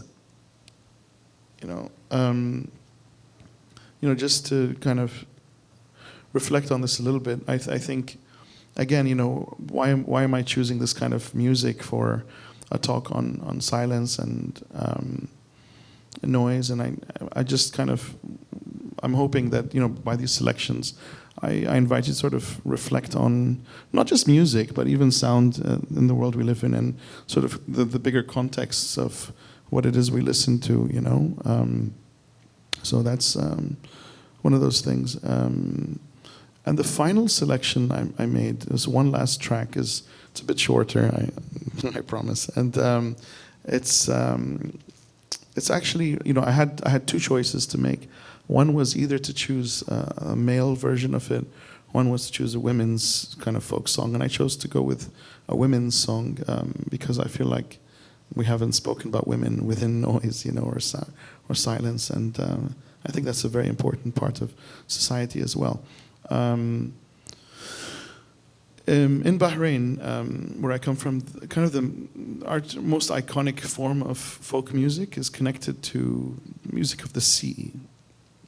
So the most common example is a form of music called Fajiri, which is kind of the pearl diver songs, and they would sing these songs. So before oil was discovered, before petrol, 1932, pearl diving was the main industry for a few hundred years. So people who would dive into the sea, they would collect pearls and then they would sell it. And of course, the divers didn't make much money. It was always the ship owners, they're the ones who are the really wealthy ones. The divers had a really difficult time. And these divers, they would spend 4 or 5 months in the sea. And during that time, they would leave their wives, their mothers, their daughters on land. And so for 5 months a year, you have these women running everything, but they weren't. It wasn't an easy life because they had a lot of things to take care of, and sometimes things got dangerous. And so there's a song that I chose today called DZUP-UP, and it was recorded in the 70s by a Danish archaeologist and a composer who in the 1950s to the 70s was involved in an archaeological site in Bahrain. But in the evenings he would go and record folk music. And he recorded these older women singing this song. And the song, people misunderstand the lyrics of the song. People think, DZUP-UP, it's like when you warn, you're giving a warning to somebody, like don't be a bad person, be a good person, And it sounds, and DZUP-UP ya bahar, which means like they're speaking to the sea. And they're warning the sea, like you must be kind to the men on the ships, because if you don't, who's going to take care of us and how's life going to continue? But actually, if you really listen to the lyrics, they're cursing the captains of the ship. And they're saying that they basically hate how unfair the system is, to the divers and to them as well. And so you have this song that's sung everywhere, and it sounds almost like a children's rhyme song. It's a very simple melody, but in this version of the song, it's just voice and clapping. And I think to go down to just voice and clapping is as the most basic elements of music. I think, I thought this would be a nice way to end the talk for today. So.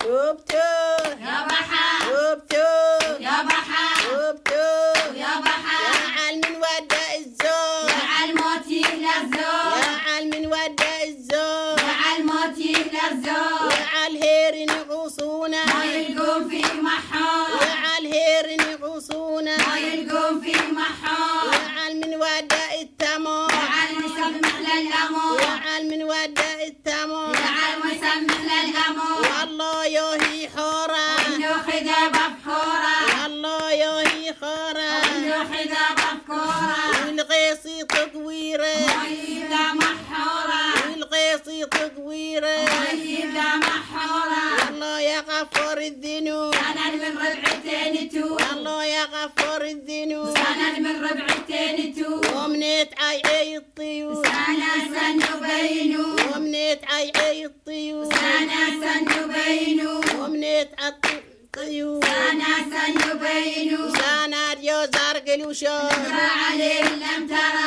سنة ديو زرق الوشور نقرأ عليه لم ترى سنة ديو زرق الوشور نقرأ عليه لم ترى يوبتو يا بحا يوبتو يا بحا يوبتو يا بحا ويوم هبنا يا الخفيف خشى العبد اللطيف ويوم هبنا يا الخفيف خشى العبد اللطيف يوم هبنا يا الخفيف خشى العبد اللطيف يوم هبنا يا الوودة خشى بالبنودة يوم هبنا يا الوودة خشى بالبنودة يوم هبنا يا الوودة خشى بالبنودة الله يوهي حورة ابنو خذاب أفكورة الله يوهي حورة ابنو خذاب أفكورة والقيصي تطويره ويلقى محورة والقيصي تطويره ويلقى محورة وبشروا يوم الدودة القوس للردودة وبشروا يوم الدودة القوس للردودة القوس ما ويدي عليه عزا وعزوني عليه القوس ما ويدي عليه عزا وعزوني عليه يوبتو يا بحا يوبتو يا بحا يوبتو يا بحا يوبتو يا بحا يوم هبنا يا الخفيف خشى العبد اللطيف يوم هبنا يا الخفيف خشى العبد اللطيف يوم هبنا يا الودة خشى بالبنودة يوم هبنا يا الودة خشى بالبنودة يوم هبنا يا الودة خشى بالبنودة. So in this case, we heard it as a recording with a really clean background, but in reality, and I'll just leave this as a final kind of anecdote. This song was sung always by the sea. So these women, imagine 50, 60 women singing this song, and they're facing the sea. And it was at the time when the men are supposed to come back, but they don't know what day exactly they're coming back. So they would sing this song every day at that time when they expect the men to return, and you have no response. It's just the sea in your face. And so, to be able to sing a song in the face of the sea, it's there's something, I don't know, there's something about that image, about sort of, again, shouting towards noise or silence, this with no response, and so this is what makes this song so interesting to me. Thanks for listening. Thank you so much. Shukran. Thank you. Okay, so our floor is now open for comments, questions, and reflections from the audience or from our guests.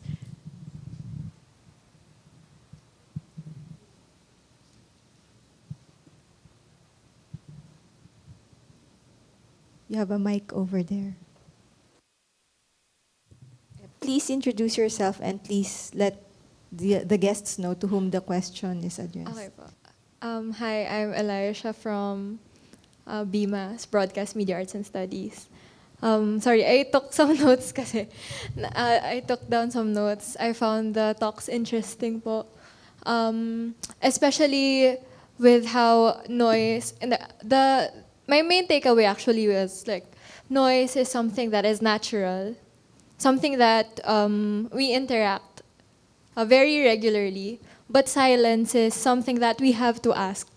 For example, kasi growing up Catholic po, in a Catholic school, people have to, people have to like ask us na, can we have a moment of silence to pray for something?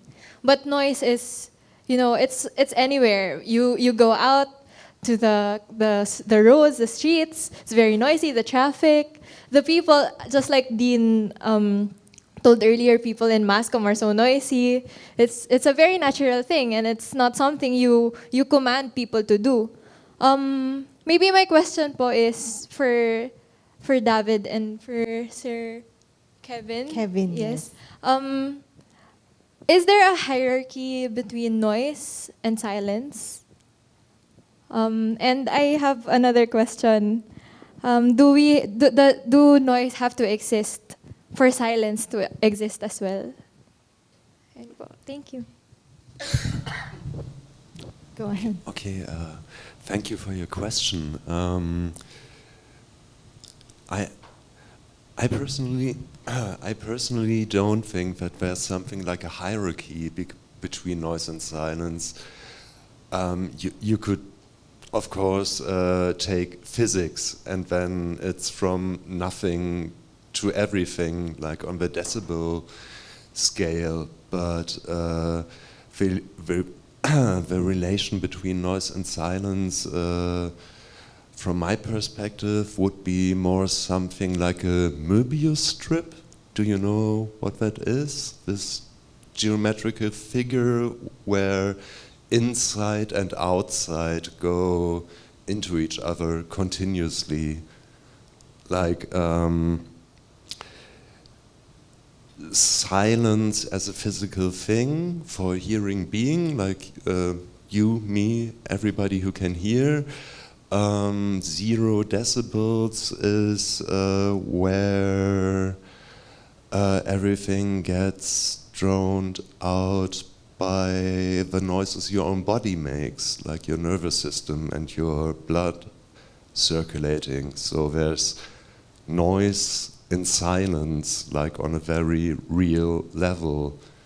And if something gets too loud, you will probably never hear anything again and live in perpetual silence. So there's no real boundary or hierarchy between the two. They always meet and intermingle. Maybe Kevin can also answer. Well, yeah, perhaps to offer a different perspective. Obviously, there are different kinds of noise. There's the noise of birds in a forest, but there's also the noise of the machine, and that's the one that obviously people refer to often when thinking about noise pollution, which isn't just a matter of annoyance, mental stress of people living in cities, but it's also critical when it comes to ecology as well, given the fact that one of the issues now which we're looking at with deep sea mining is the impact of the noise that makes on the way in which species in the water interact. And we know, particularly with mammals like whales, how important it is to be able to communicate clearly through the relative silence that occurs. So in that sense, silence is a respite. When we have something very loud happening like a jackhammer, the silence that occurs when it finishes is such a relief. And we can kind of really appreciate something which we might otherwise take for granted. So I think the machine noise is something which would be below silence in terms of value, but clearly there are other noises like loud birds. We have many, many loud birds in Australia that we would appreciate.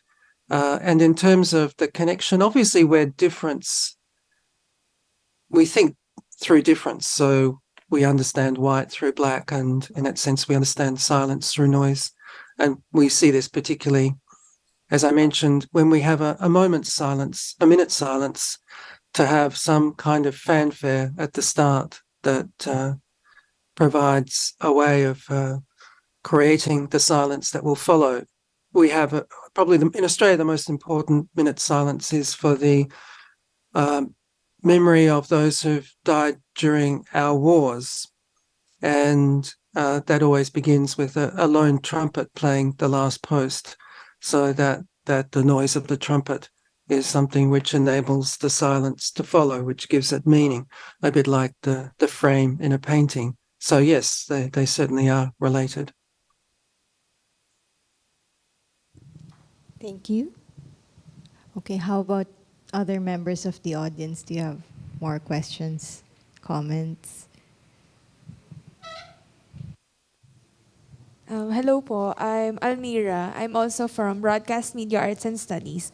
I just want to share how I could relate to what Sir Kevin said about silence as being part of a social space. Like when we, especially during this pandemic, that we want to still be with someone or still be around other people, but we don't necessarily have to be with them in a physical space. So we sometimes just go on Discord or on Zoom, and we don't really have to talk to each other. We just know that there's someone out there doing something, especially when, for example, us students, we do our requirements, and we don't want to feel alone when we want to do something. So we want to have someone in silence, and you don't feel alone when you're with that person. So I just want to say that I could really relate to that like form of silence, and also with silence as part of a collective enjoyment. That last track that Sir Kevin shared is really fun for us. That there doesn't have to be music. The fact that you can just look at other people and you could relate and build a social connection in silence is also fascinating for me. But my question would be directed to Sir David. When we listen to your playlist, it's a new experience for me that we deliberately have to listen to noise, because we don't usually want to, spend time hearing noise and doing nothing else but hearing noise. So as a noise artist, why do you think is it important that we become aware of these different kinds of noise, and why is it important that we have to find time to deliberately listen to these noises? Thank you. That's an interesting question, and I will do my best to answer in a brief form, because I could probably talk for a long time.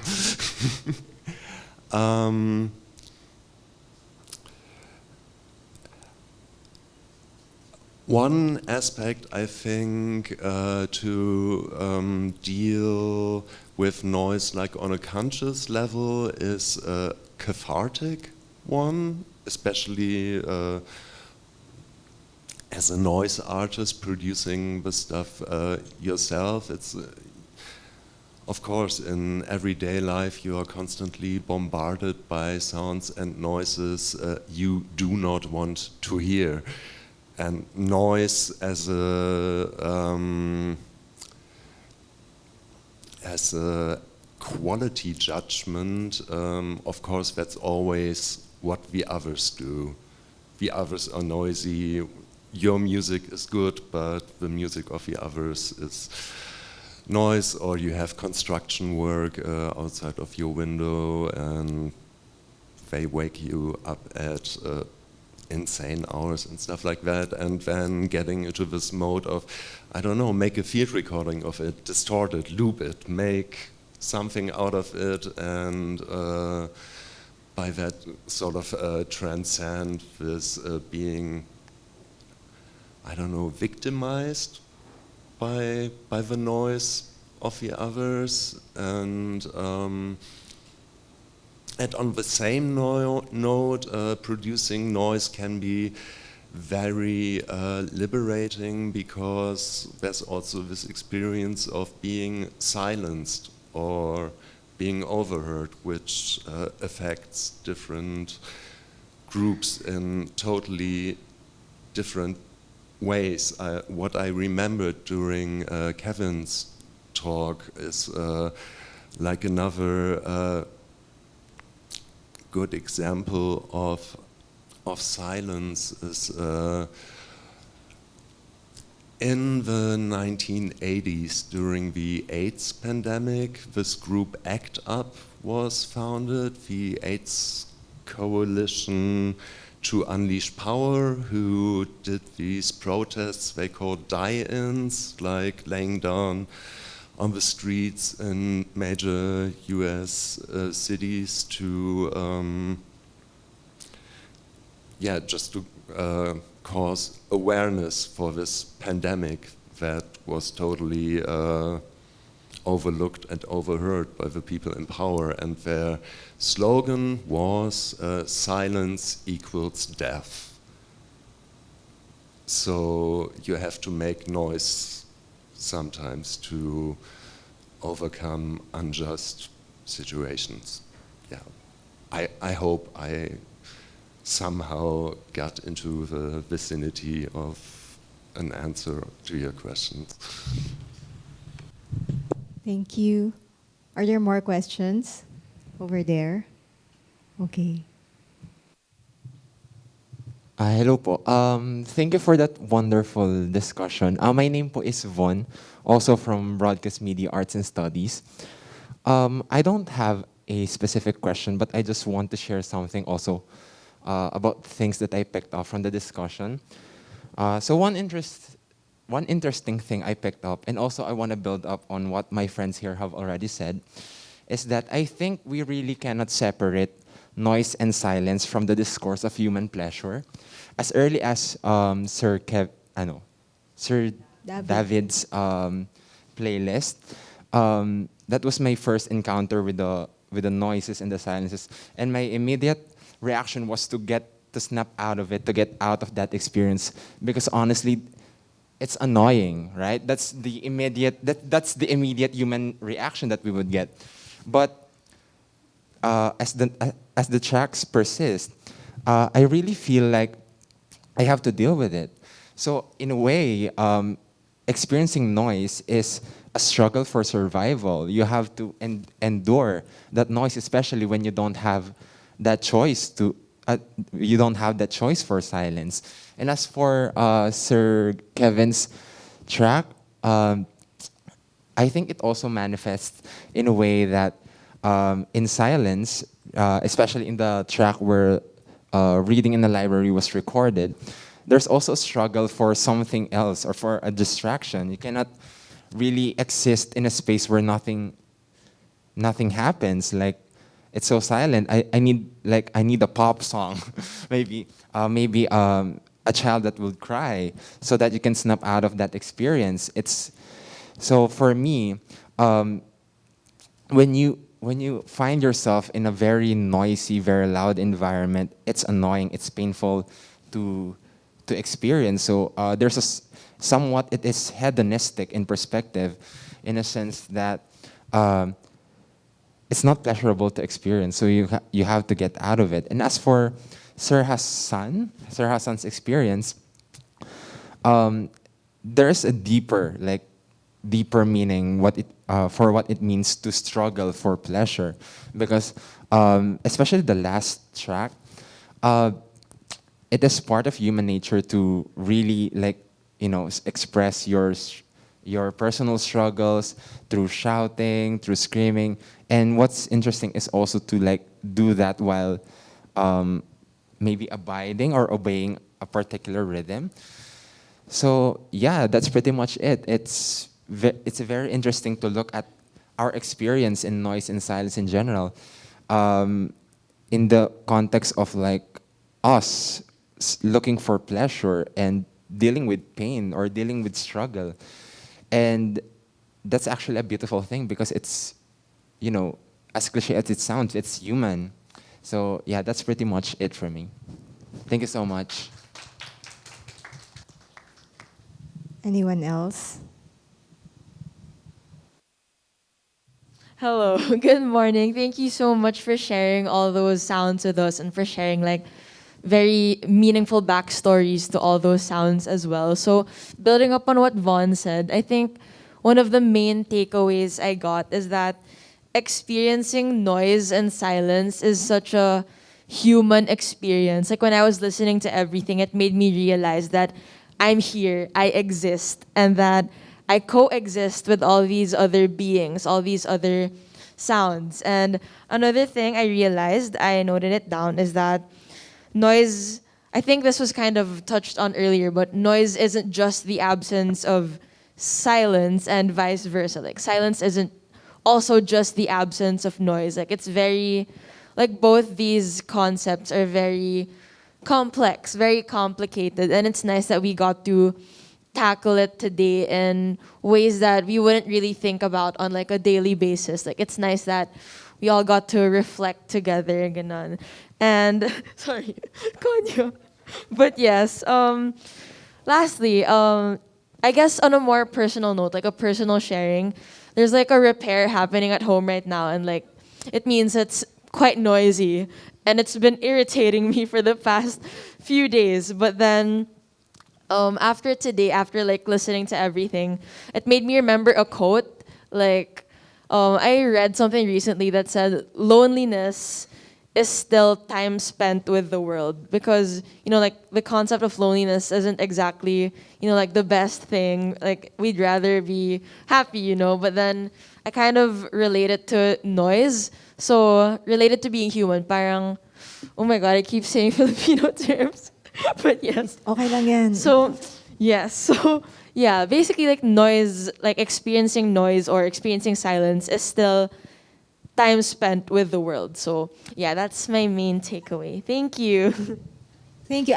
I want to share something. Like I took note of the Zen thing that you said a while ago, Hasan, and then like the concept of nothingness and nothing. So when you actually zoom into noise, it's not nothing. It's a continuous pattern, like in the recordings. But when you like break the monotony of it all, that's when you actually find the silence. It's not there, but you like have to find it. You have to put an intention to it, just like in listening, because in everyday life, you hear all the sounds, but you create the space where you find your noise, or where you like find your silence. I was struck because while I was listening to your tracks, I remembered my daughter. She said, "I want sleepy sounds," and then the sleepy sounds is like white noise TV all night. Yeah. So maybe there are other more yeah, please. Pwede po umulit. Oh, what, Sir Jedford? Please. Hi, good morning. So thank you for the talks. I'm Angelo from the Department of Art Studies. I'm an assistant professor from the Department of Art Studies. And I was trying to relate sound with our discussions in art, like for example in the visual arts, and I'm trying to find some similarities or relationship between the two. So these are just some of the things that I took notes of. Like for example, for Sir David, noise as an expression, just like expressionism in the visual arts. We can relate it, like for example, the same elements that we use for music are there, but maybe the arrangement of the elements are just different. Just like, for example, in abstract expressionism, all of the elements of art are there, color lines, but the elements are just arranged differently. And then for Sir Kevin, there's a lot of similar functions between noise and silence. Like, for example, noise as protest, silence as protest. They can be the same thing. Or silence as celebration, silence as mourning, silence as interpersonal communication, and silence as intimacy. Like for example, eye-to-eye contact. And you understand each other. Like for example, in the Philippines, we have this one classic movie, Nora and Vilma, just looking at each other for a long time. I think that, and then it's about their love story. Well, anyway, and then noise as something intimate. It can also be something intimate. Like, for example, one of the examples was during a protest, and you would continue with the music because it's what the person beside you is singing. So it's something intimate. I mean, silence can be intimate, and noise can also be intimate. And for Sir Hasan, again, it's very interesting. Like, for example, music and association with gender. We sometimes associate certain beats or certain rhythm with certain genders. And like, for example, the artist who created music, and it was considered as underground music. It wasn't mainstream. So do we consider it as quote-unquote noise because it was not mainstream? But you cannot consider it as noise because it was inspired by classical music.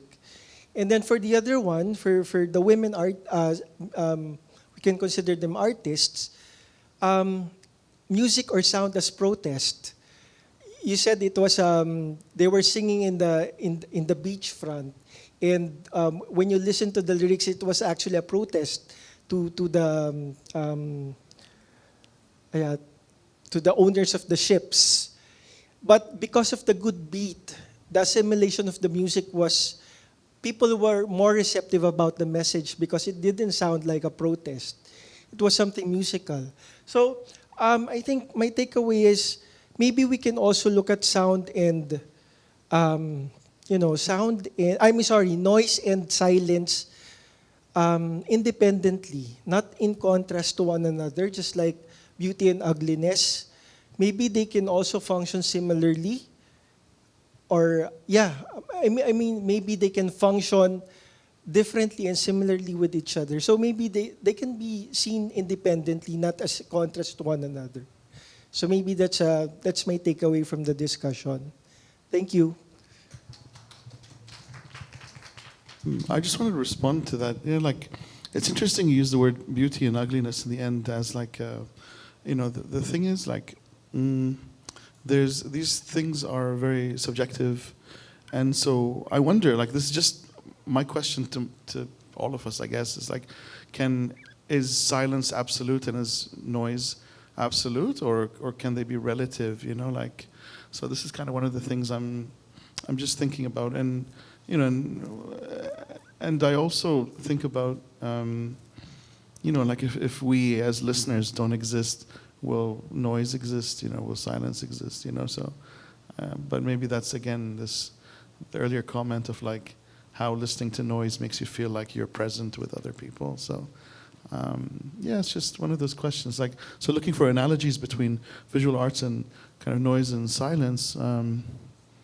I don't know. And one of the problems also is, I guess you need time to move in order to hear silence, and you need time to move in order to hear noise, because the nature of sound is it needs time to.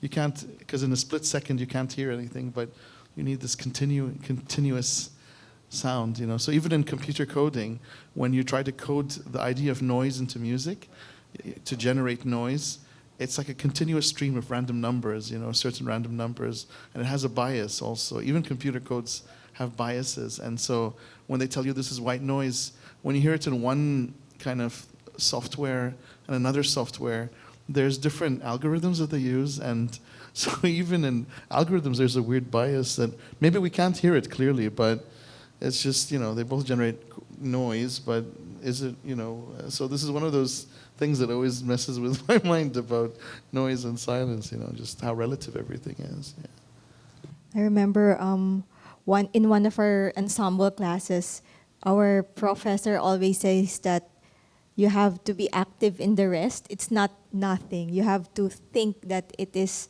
sound in your head, because if you don't, you will miss the next impulse, something like that. So any more? Yes, you said you will say something?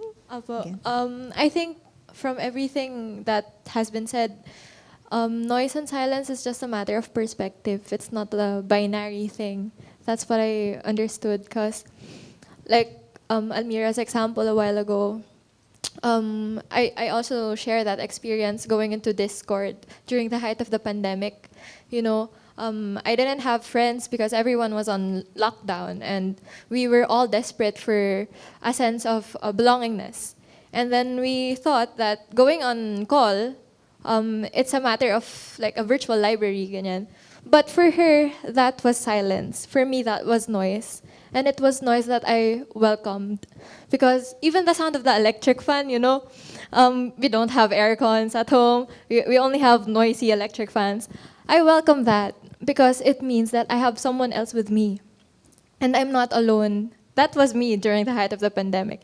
And even now, we experience that. We notice that. Even the sounds of, whenever I walk outside in the academic oval, the sound of the birds, the random sounds, it's something that we appreciate.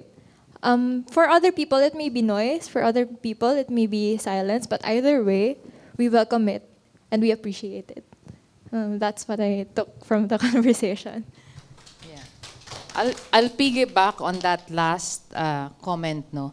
Just to give you a context on where the topic for the Tambayan right now came from. When I thought about listening to noise/silence, I wasn't really thinking of whether it is and or to for it's all together. Because as early as forever, I knew that I have a different concept of what is noise and what is silence. First time I left the house and had a roommate, you know her. She keeps on saying that Dayang's music is for headbangers. Like, it makes your hair grow because it's too noisy. I am into metal rock at that time after college. And it was her problem, like, because I'm too noisy. But for me, I listen to this kind of music because I want to be isolated. I want to be alone. I want to silence the world that is making sound against my brain. You know what I'm saying? So for my roommate, it was noise. For me, it was silence. The loud music that is coming from metal rock music. So even until now, in my practice in curatorial, I find the cacophony of noise, quote unquote, a place of silence where you can find rest. No, where you can find respite. I know it's not quote unquote normal, but this brings us to what Hasan beautifully illustrated for us at the end of his talk, right? That the noise and silence really is very contextual. It is conceptual and it is contextual. Wherever you are coming from to perceive it or to throw it away, that's where noise and silence lie on. And you are quite right, it's not binary. They are, if I may borrow David's term, a movie strip that exists together in a space. So yeah, that's my sharing for this morning. Thank you, Doc D. I think that's the summary. That's the summary of it all. So I actually enjoyed listening to noise today. I mean, I never really thought it would be nice listening to it. And then I started to appreciate silence more because it meant I was the one looking for it. It's not given to us because we're definitely by default, hearing and perceiving beings. So with that said, I want you to hear, guys, that this is a wrap. We're ending episode 5, but we're still continuing the Listening Tambayan with one more episode. So see you in the last episode, episode 6. But for today, we're signing off, wrapping up the Listening Tambayan. Bye, Tambays.